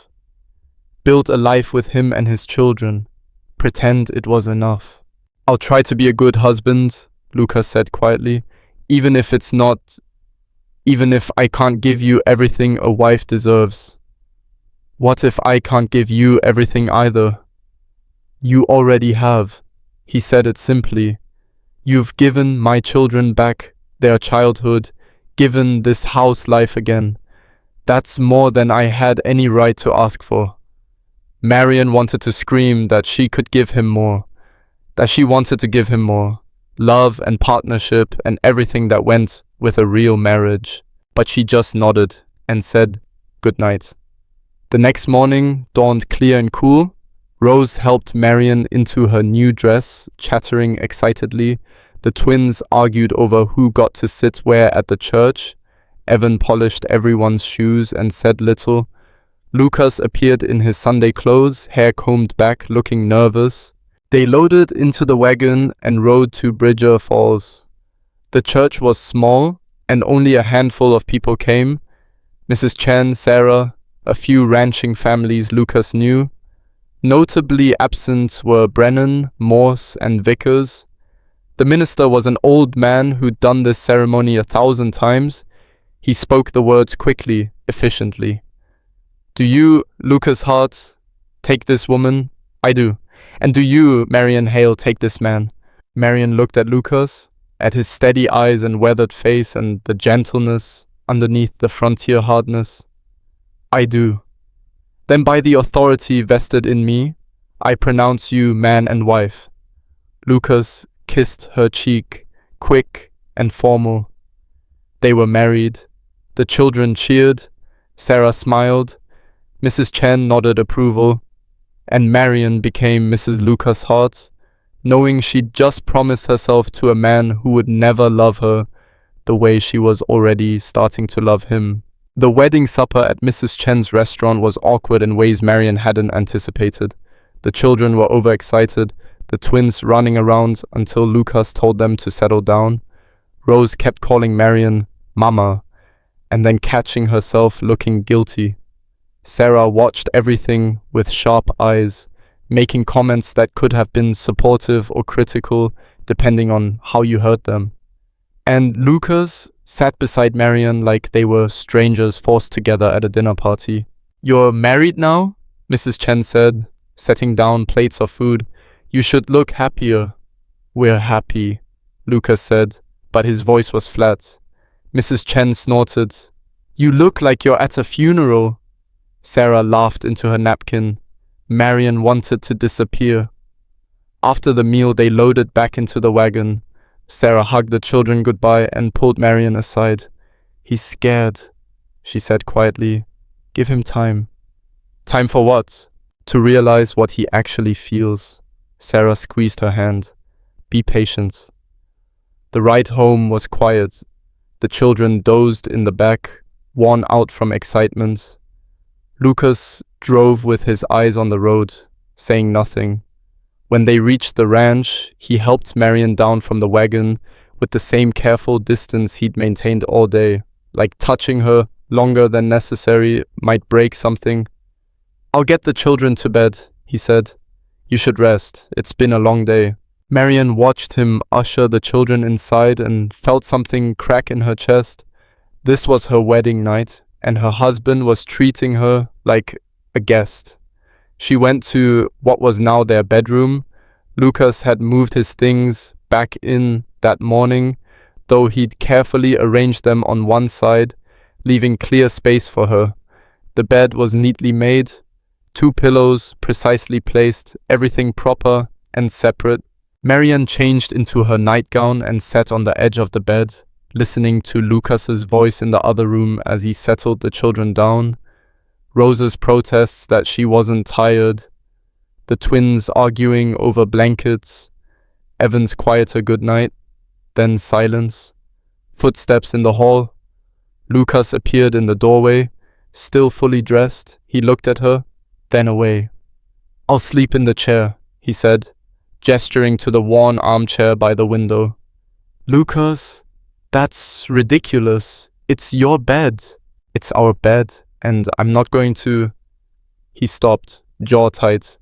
"I told you this would be in name only. I meant it." "I know what you said." Marian stood up. "But we're adults sharing a room. We can manage to share a bed without anything inappropriate happening."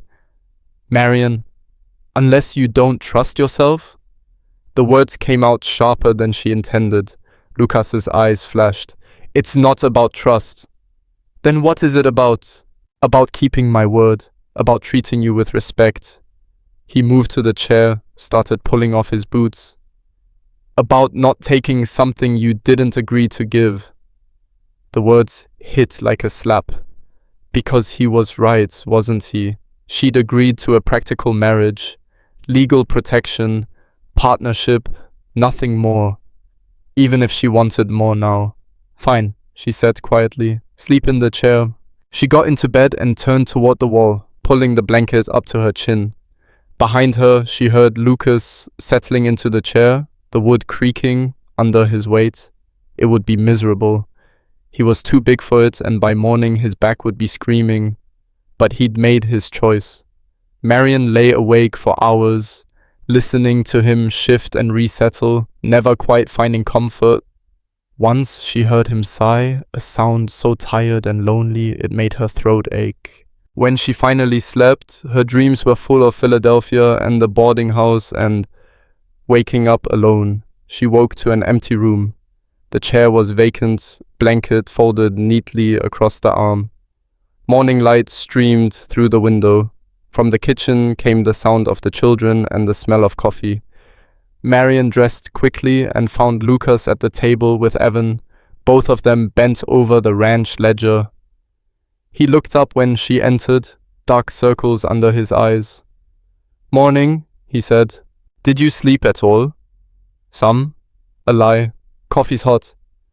The day proceeded like any other. Lucas went out to work.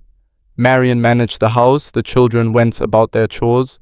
Everything normal except for the gold band on Marian's finger that felt too heavy and the careful way Lucas avoided being alone with her. That night, he slept in the chair again. And the next night, and the night after that. By the 4th night, Marian had had enough. "This is absurd," she said as Lucas started arranging his blanket in the chair. "You're exhausted. You can barely stand straight." "I'm fine." "You're not fine. You're hurting yourself for no reason." "There's a reason." Lucas's voice was rough. "You don't understand. Then explain it to me." Marian crossed her arms. "Make me understand why my husband would rather cripple himself than sleep in the same bed as me." Lucas went very still. "Don't. Don't what? Ask questions? Try to understand?" Her frustration boiled over. "We're married, Lucas. We live together. We raise children together. But you treat me like I'm made of glass or poison? I can't tell which. I'm trying to do right by you. By sleeping in a chair? By avoiding me?" Marian's voice rose. I didn't ask for this distance, I asked to be your wife. You are my wife. In name only, just like you promised. The words tasted bitter. I'm Mrs. Hart on paper, but nothing else. A housekeeper with a ring. Lucas flinched. That's not fair, isn't it? Tell me, what's different now from before we married? What changed besides a signature? Everything changed. Lucas's control cracked. Before, I could keep my distance, could tell myself you were just helping out, but now you're my wife and I can't. He stopped, breathing hard. Can't what? Can't stop thinking about it. The confession came out raw. Can't stop noticing every time you walk past, every time you smile at the children, every time you... He shook his head. I made you a promise that this would be practical, safe. And if I let myself, if we... Understanding crashed over Marian like cold water. He wanted her. Lucas Hart, who'd offered her a marriage of convenience, who slept in a chair every night, who treated her with such careful distance. He wanted her, and he was torturing himself because of a promise he'd made. Lucas, she said softly, don't. He held up a hand. Don't make this harder than it already is. What if I released you from that promise? His head snapped up. What? What if I said the marriage could be real, not just legal but real? Lucas stared at her. You don't know what you're saying. I know exactly what I'm saying. Marian's heart hammered. I'm saying I want to be your wife. Actually your wife. In all the ways that means. Because you feel obligated. Because I want to. She took a step toward him. Because I care about you. Because sleeping alone in that bed while you suffer in a chair is driving me insane. Lucas closed his eyes. Marian, I can't give you love. I told you that from the start. I'm not asking for love. I'm asking for honesty. Another step. Stop treating me like I'm fragile. Stop punishing yourself for wanting something that's allowed. It's not that simple. Why not? Because... His voice broke. Because if I let myself have you that way, I might start wanting more. Feeling more. And I can't love someone like that again. Can't survive losing it. The truth hung between them, painful and raw. Marian's eyes burned. So, you'd rather have nothing? I'd rather have what I can survive losing. The words cut deeper than any knife. But underneath the pain, Marian heard what he wasn't saying. He was afraid, terrified. Not of her, but of himself, of feeling anything that might hurt, like Catherine's death had hurt. Come to bed, she said quietly, just to sleep. No expectations, no pressure, but stop sleeping in that chair. Lucas looked at the bed, then at her. If I do, that's all it is. Just sleep. I understand. He moved slowly, like any sudden movement might spook one of them. Got into bed on his side, staying close to the edge. Marian climbed in on hers, leaving space between them. They lay in the darkness, not touching. Thank you, Lucas said after a long silence. For what? For not giving up on this. On me. His voice was barely a whisper. I know I'm making it harder than it needs to be. You're scared. I understand scared. You shouldn't have to deal with my fear. We all carry something. Marian stared at the ceiling. At least we can carry it together. Lucas didn't respond, but his hand moved across the space between them, finding hers. He held it loosely, like he might let go any second. But he didn't let go.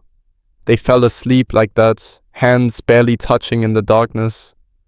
Over the next weeks, something shifted.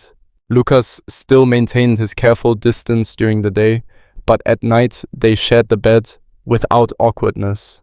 Sometimes Marian woke to find his arm draped over her waist, his body curved around hers. He'd pull away when he woke, apologizing, But she noticed he did it less and less. The children noticed too. Pa smiled at breakfast, Miles announced one morning after Lucas left for the north pasture. So, Caleb said, he smiles sometimes. Not like that, that was a real smile. Miles looked at Marian. He's happy you're here.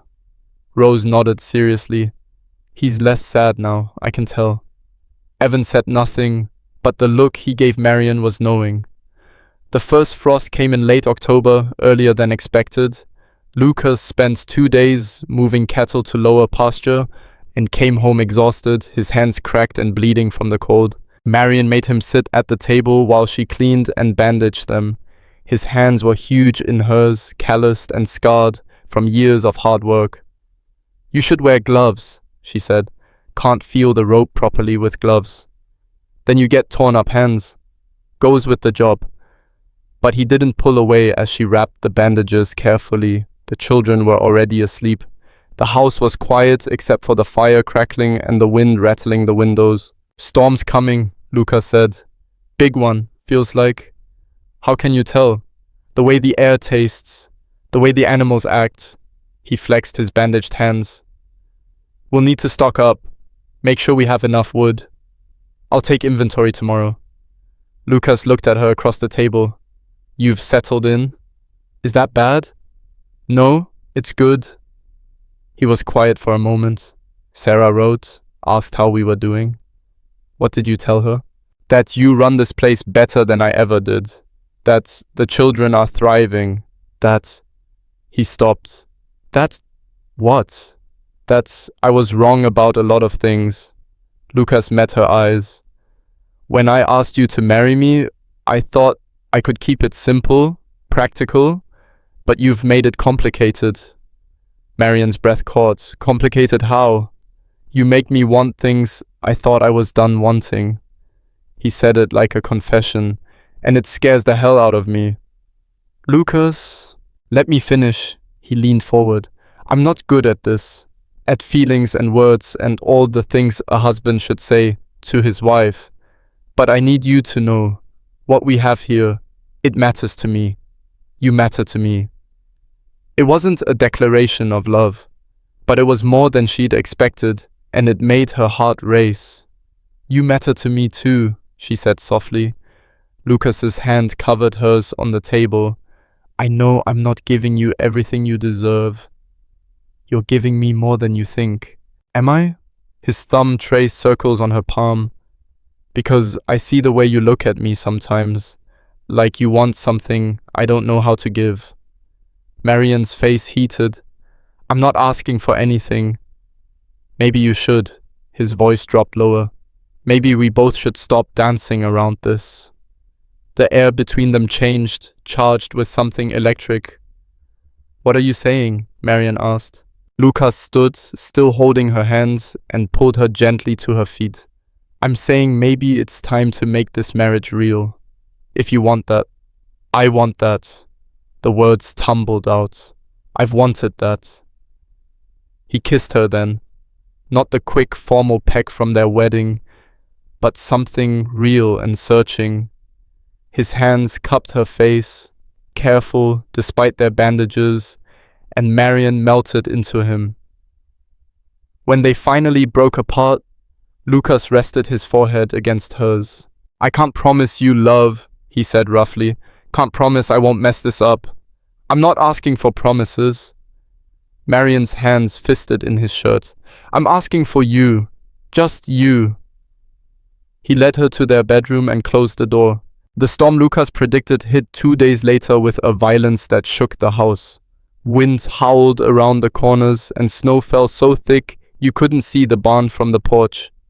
They were trapped inside for 3 days, all of them crowded into the warm center of the house, while the Wyoming winter raged outside. The children played games and drove each other crazy. Rose made Marian tell stories. The twins built elaborate forts out of furniture. Evan read aloud from Catherine's books, his reading smoother now after months of practice. And Lucas stayed close to Marian in ways he hadn't before. Small touches, shared glances, his hand finding hers under the table. The children noticed but said nothing, just smiled at each other when they thought the adults weren't looking. On the third night, when the storm finally broke and the world went quiet, Lucas took Marian outside to see the aftermath. Snow had buried everything, transforming the ranch into something unrecognizable. The stars were sharp and bright in the cleared sky. "It's beautiful," Marian breathed. "It's deadly." Lucas kept his arm around her. "This much snow will lose some cattle. Maybe damage to the barn roof. It'll be weeks digging out. We'll manage." "We." Lucas repeated the word like he was testing it. "I'm still getting used to that." "Used to what?" "Having someone to share this with. To say we instead of I." He pulled her closer. "I forgot what that felt like." Marian leaned into him, feeling his warmth through their coats. "Does it feel good or scary?" "Both." He was quiet for a moment. "Mostly good, though." They stood there until the cold drove them inside, where the children had hot chocolate waiting, and Rose had put herself in charge of making sure everyone's toes weren't frostbitten. December arrived with more snow and shorter days. Lucas taught Marian to handle the rifle properly, taking her out to practice shooting at targets he set up near the creek. "You need to know how to protect yourself," he said. "And the children, I can't always be here." Marian's shots were terrible at first, but she got better. Lucas was patient, adjusting her stance and showing her how to breathe through the recoil. "There," he said when she finally hit the target. "See, you're a natural." "I hit the very edge of the board. That's not natural." "It's better than yesterday," he grinned. "Give it time." On the way back to the house, Lucas stopped suddenly. "What is it?" Marian asked. He was looking towards the road, where a rider was approaching. As they got closer, Marian recognized the horse. Tommy Vickers. Lucas pushed her behind him. "Get to the house, get the children inside." "Lucas!" "Now, Marian." She ran. By the time she reached the porch, Lucas was meeting Tommy in the yard. She herded the children inside despite their protests and grabbed the rifle from over the fireplace. Through the window, she watched the two men face off. Tommy was cleaner than last time, almost sober. He sat on his horse, making no move to dismount. "Hart," he called. "Need to talk." "Talk from there." "Came to apologize." Tommy's voice carried across the yard. "What I did, coming here drunk, scaring your wife, that was wrong." Lucas didn't move. "You're apologizing?" "Morse is dead, died last week from a bad heart." Tommy shifted in his saddle. "Before he died, he told me some things. About how he lied to me about Miss Hale, about how the whole arrangement was fraud from the start." "That's what I told you months ago." "Yeah, well, I wasn't listening." Tommy looked uncomfortable. "I was drunk and angry and stupid. But Morse dying, it made me think, made me realize I've been blaming the wrong person." Lucas's hand stayed near his gun. "What do you want, Vickers? To say I'm sorry? To your wife, if she'll hear it?"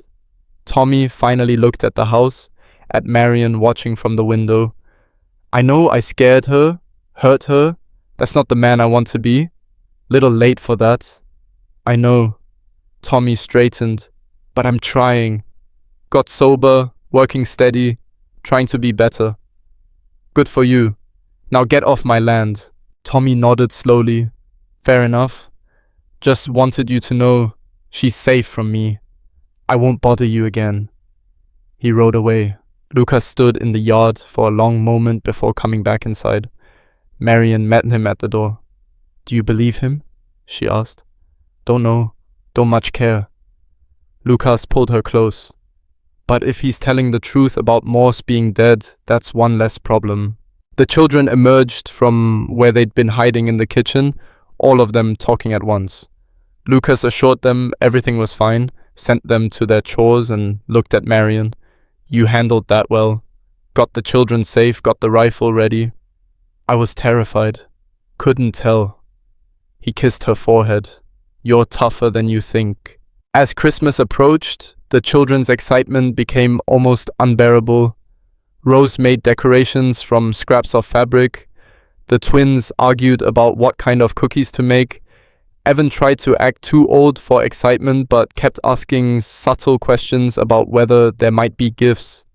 Marian and Lucas saved what they could to buy small things for each child: a book for Evan, hair ribbons for Rose, matching knives for the twins, nothing extravagant but made with love. On Christmas Eve, they decorated the small pine Lucas had cut. The children hung their handmade ornaments while Marian made hot cider and Lucas strung popcorn. When the children finally went to bed, Lucas and Marian sat by the tree in the quiet house. This is the first Christmas that hasn't hurt, Lucas said quietly, since Catherine died. Marian took his hand. The first of many, I hope. He looked at her in the firelight, his expression soft. I need to tell you something. Her heart jumped. What? When I asked you to marry me, I told you it would be practical, that I couldn't love you. He paused. I was lying. Marian's breath stopped. Not about the practical part, that was true, but about the love. Lucas's thumb rubbed circles on her hand. I think I started falling for you the first day, when you got in my wagon half dead from starvation, and still tried to be polite to the children. Lucas, let me finish. His voice was rough. I told myself it was just gratitude, just appreciation for what you were doing for my family. But it wasn't. It was you. The way you laugh at Rose's terrible jokes. The way you're patient with Evan's pride. The way you look at me like I'm more than just a rancher barely keeping his head above water. Tears burned in Marian's eyes. I love you, Lucas said. I've been in love with you for months, and I've been too scared to say it because saying it makes it real, and real things can be lost. I love you too. The words burst out of Marian.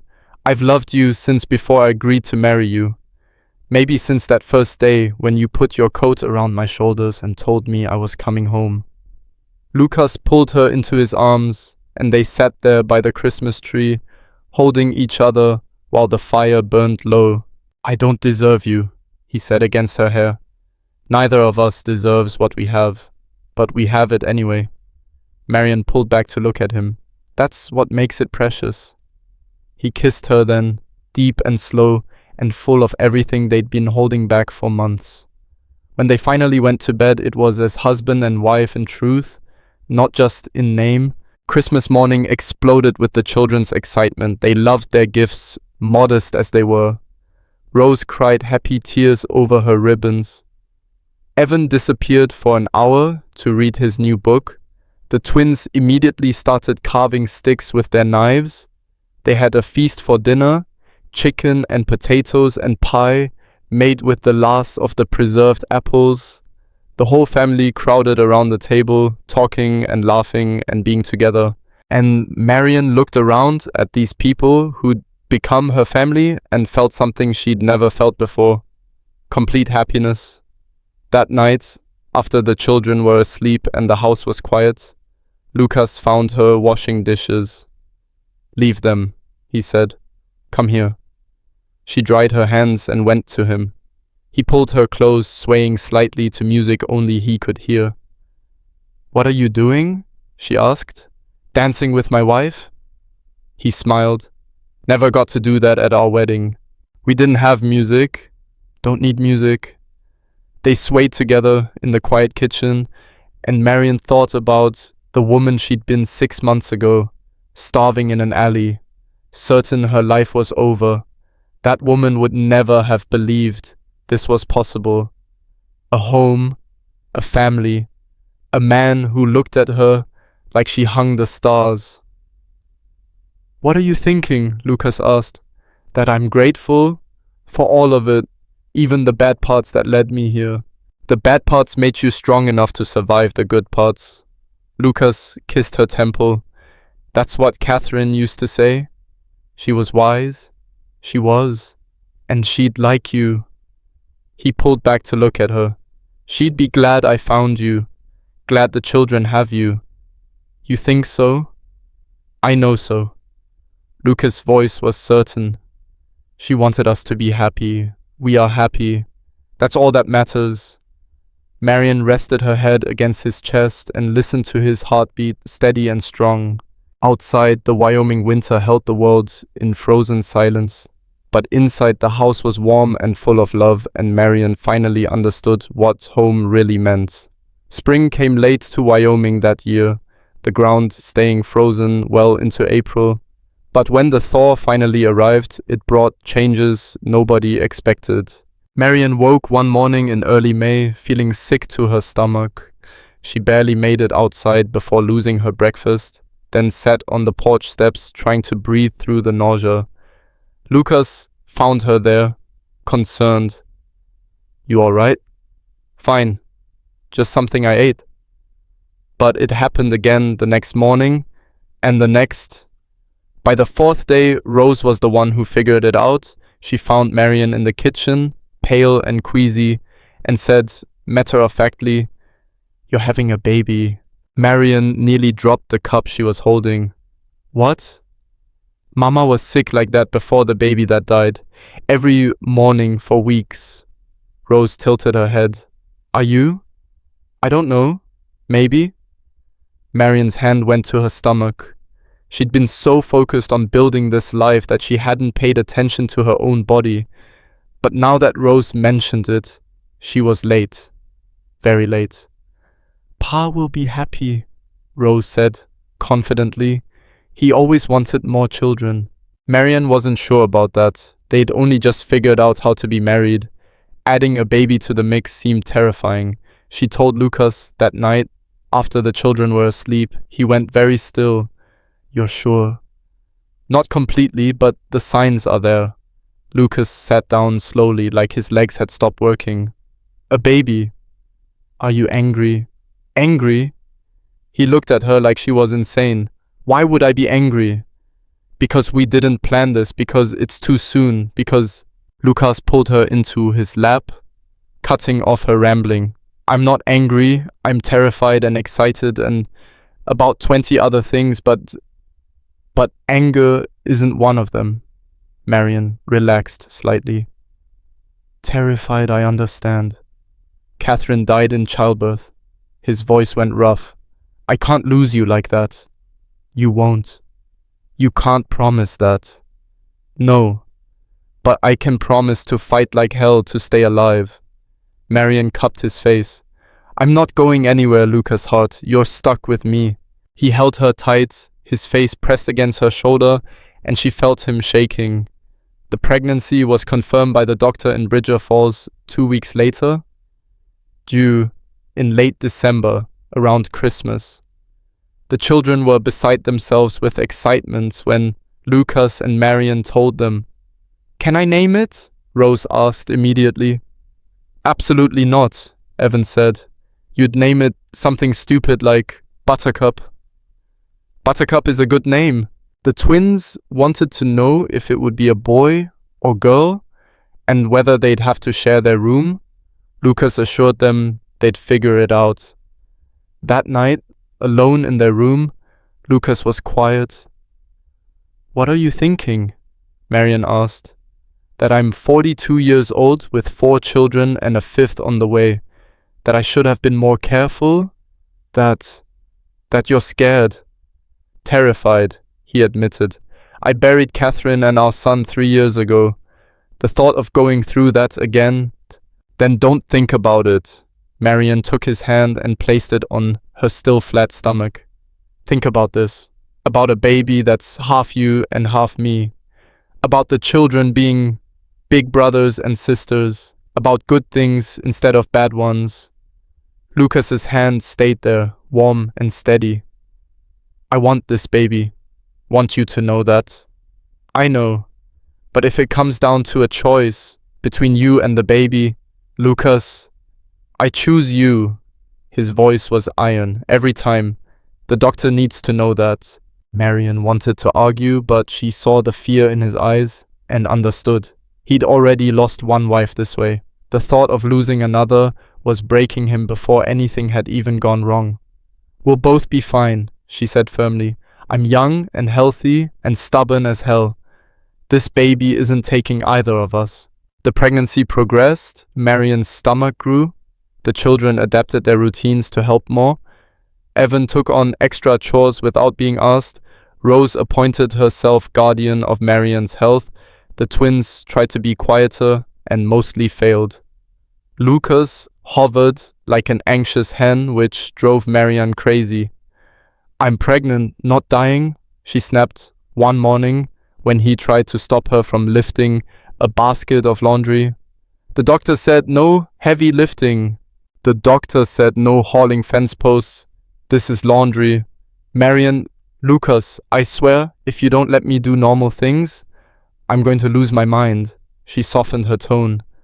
"I know you're scared, but wrapping me in cotton wool isn't going to keep me safe. It's just going to make me miserable." He backed off, but she caught him watching her constantly, that worried crease between his eyebrows. In late June, Tommy Vickers showed up again. Marian was hanging washing when she saw the horse approaching.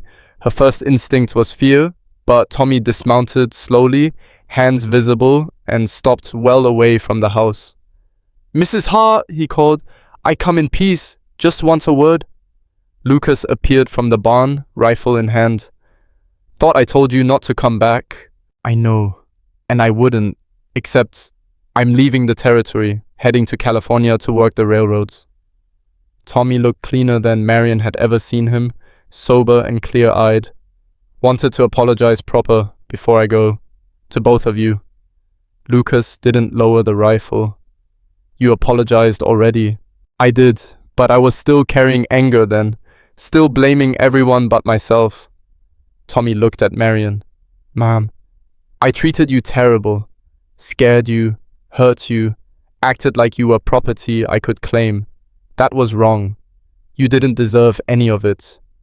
Marian's hand went to her swollen stomach protectively. "Why are you really here?" "Because Morse dying made me look at my life, and I didn't like what I saw. 3 wives, all of them miserable or dead or run off. Drinking myself stupid, blaming women for not fixing me." Tommy's voice cracked. "I can't undo what I did, but I can try to be better, and part of being better is making real amends." "Fine," Lucas said flatly. "You apologize, now leave. Now, one more thing." Tommy pulled an envelope from his coat. "Found this in Morse's papers after he died.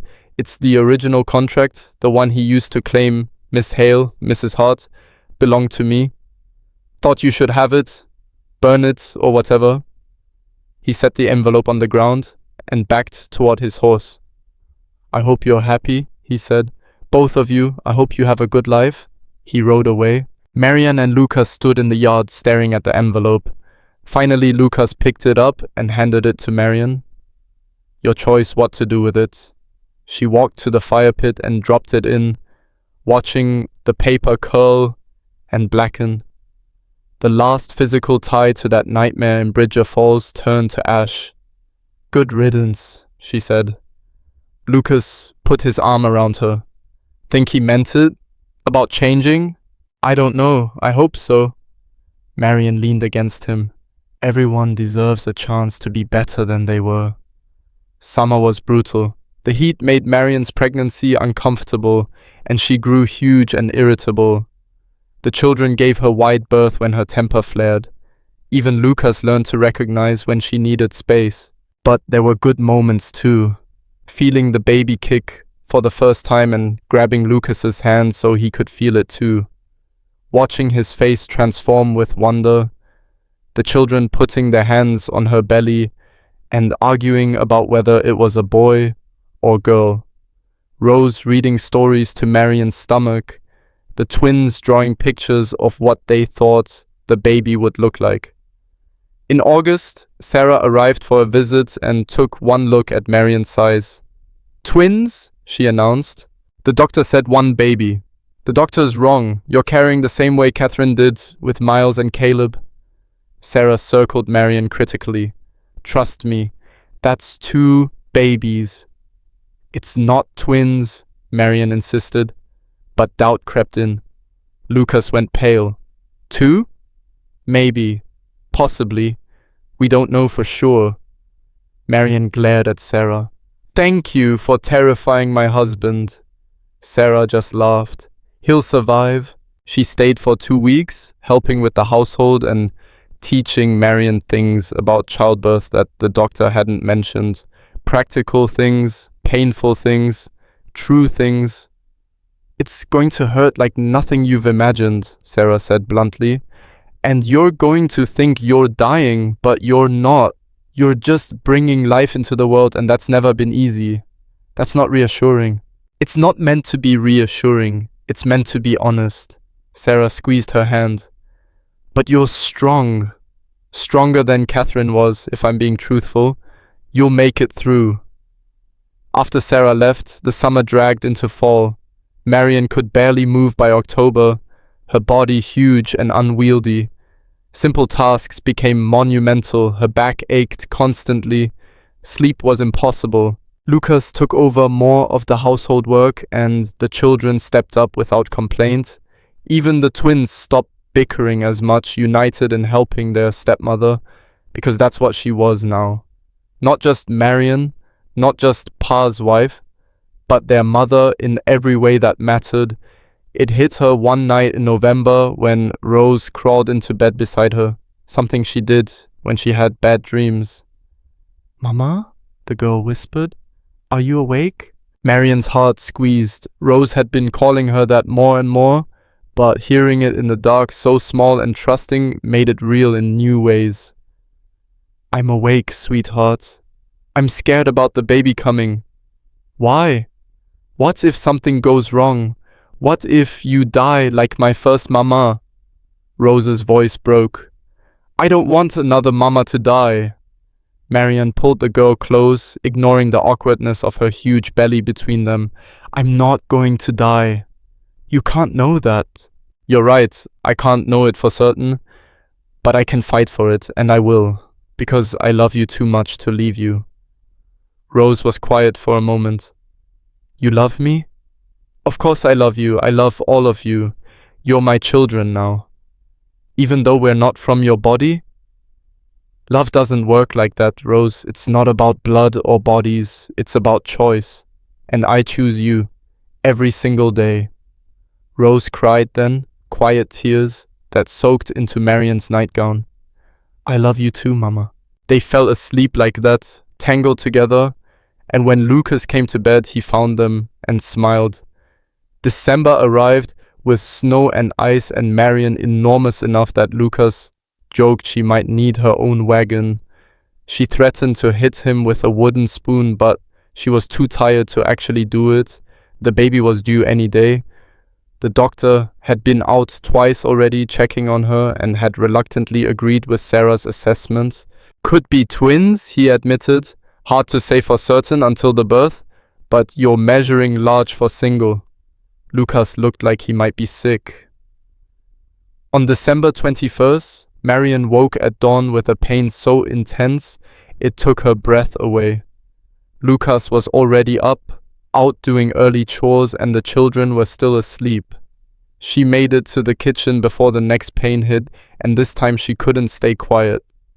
Evan found her gripping the table, breathing hard. "Go get your father," she gasped. "Now!" The boy ran. Lucas burst through the door minutes later, took one look at Marian and went into action. He sent Evan to fetch the doctor in Bridger Falls, told the twins to boil water and prepare clean linens, and got Rose settled at the neighbor's ranch 3 miles away.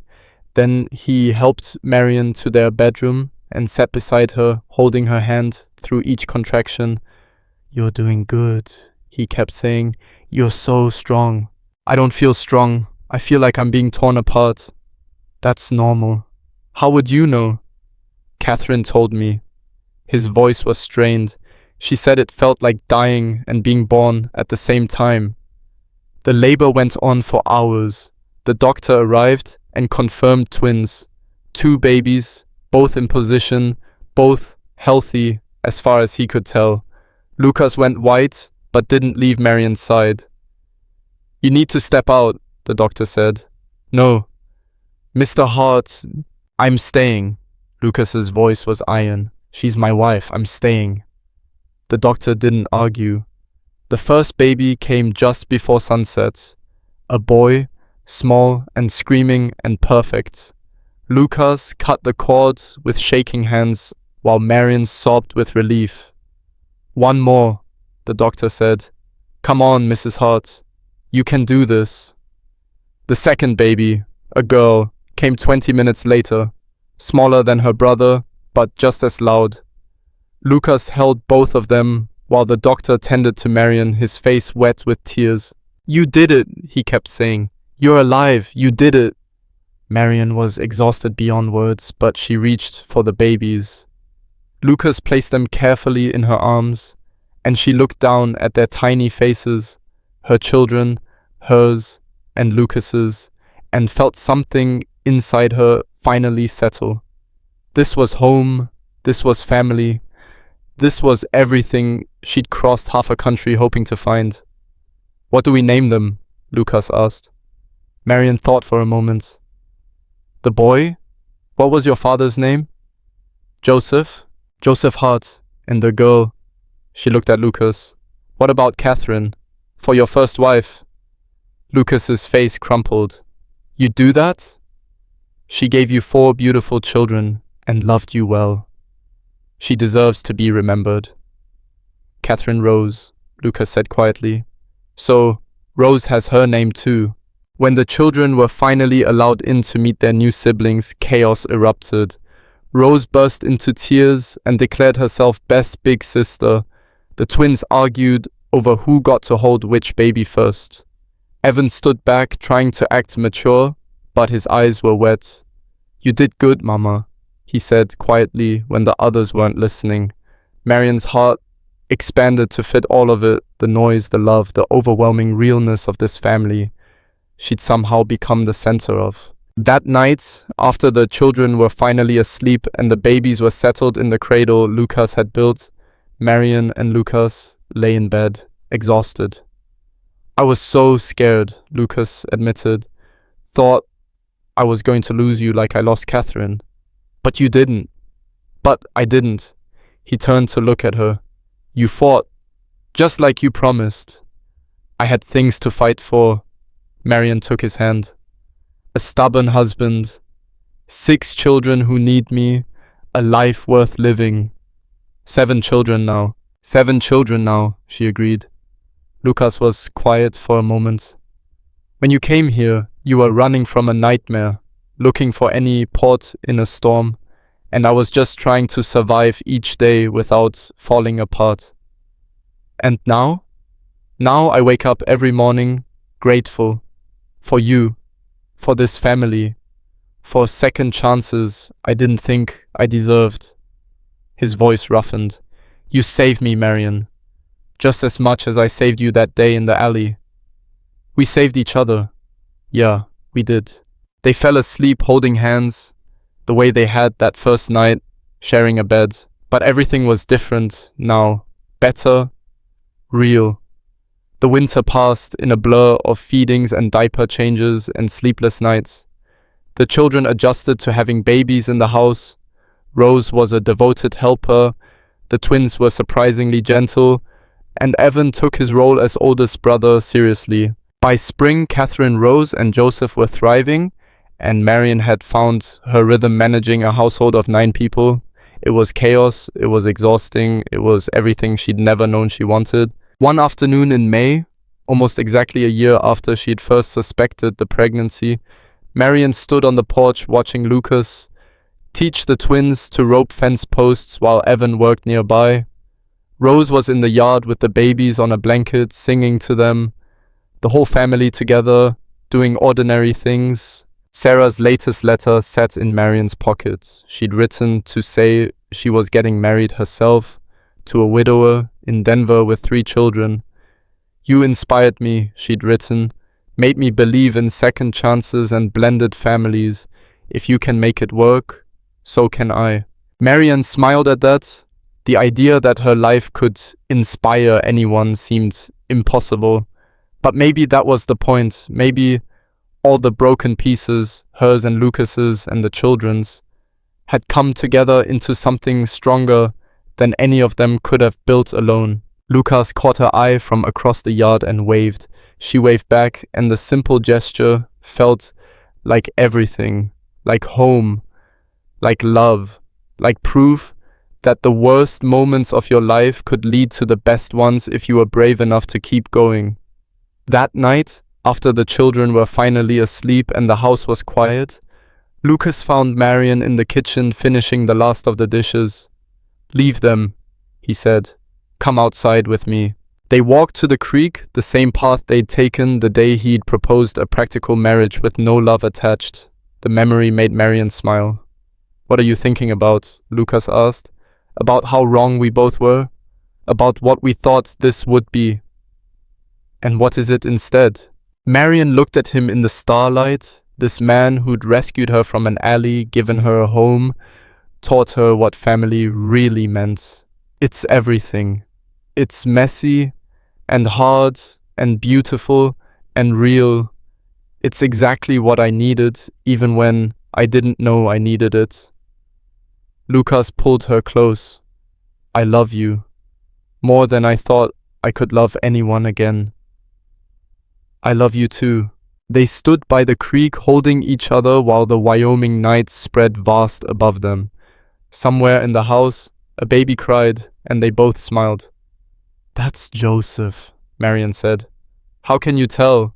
Catherine cries angrier. He just sounds sad." Lucas laughed. "Come on, let's go take care of our son." They walked back to the house hand in hand, and Marian thought about the woman she'd been 18 months ago, starving in an alley, certain her life was over, believing she was worthless because one man had rejected her and another had tried to buy her. That woman would never have imagined this. A husband who loved her, 7 children who called her mama. A home that felt like belonging instead of surviving. Because that was the truth nobody told you about rock bottom. Sometimes you had to fall all the way down to find out what you were really made of. Sometimes the worst day of your life was just the beginning of something better. Sometimes being rejected by the wrong person led you straight to the right one. And sometimes kindness from a stranger was the thing that saved your life and gave you a reason to save yourself. Inside the house, Joseph's cries had woken Catherine, and now both babies were fussing. The twins appeared in the hallway, bleary-eyed and complaining about the noise. Rose stumbled out of her room asking if the babies needed singing to. Evan was already heating milk, moving through the routine like he'd been doing it his whole life. It was chaos, it was family, it was home. Lucas scooped up Joseph while Marian took Catherine, and together they soothed their children while the older kids helped and hindered in equal measure. And in that moment, with babies crying and children chattering, and Lucas's shoulder warm against hers, Marian understood something fundamental. Love wasn't something that happened to you, it was something you built. Day by day, choice by choice, through hard moments and easy ones, through fear and joy and everything between. She'd come to Wyoming looking for someone to choose her. Instead, she'd found a whole family choosing each other. Every single day, deliberately, imperfectly, completely, and that was worth more than any perfect romance or easy love story. That was real.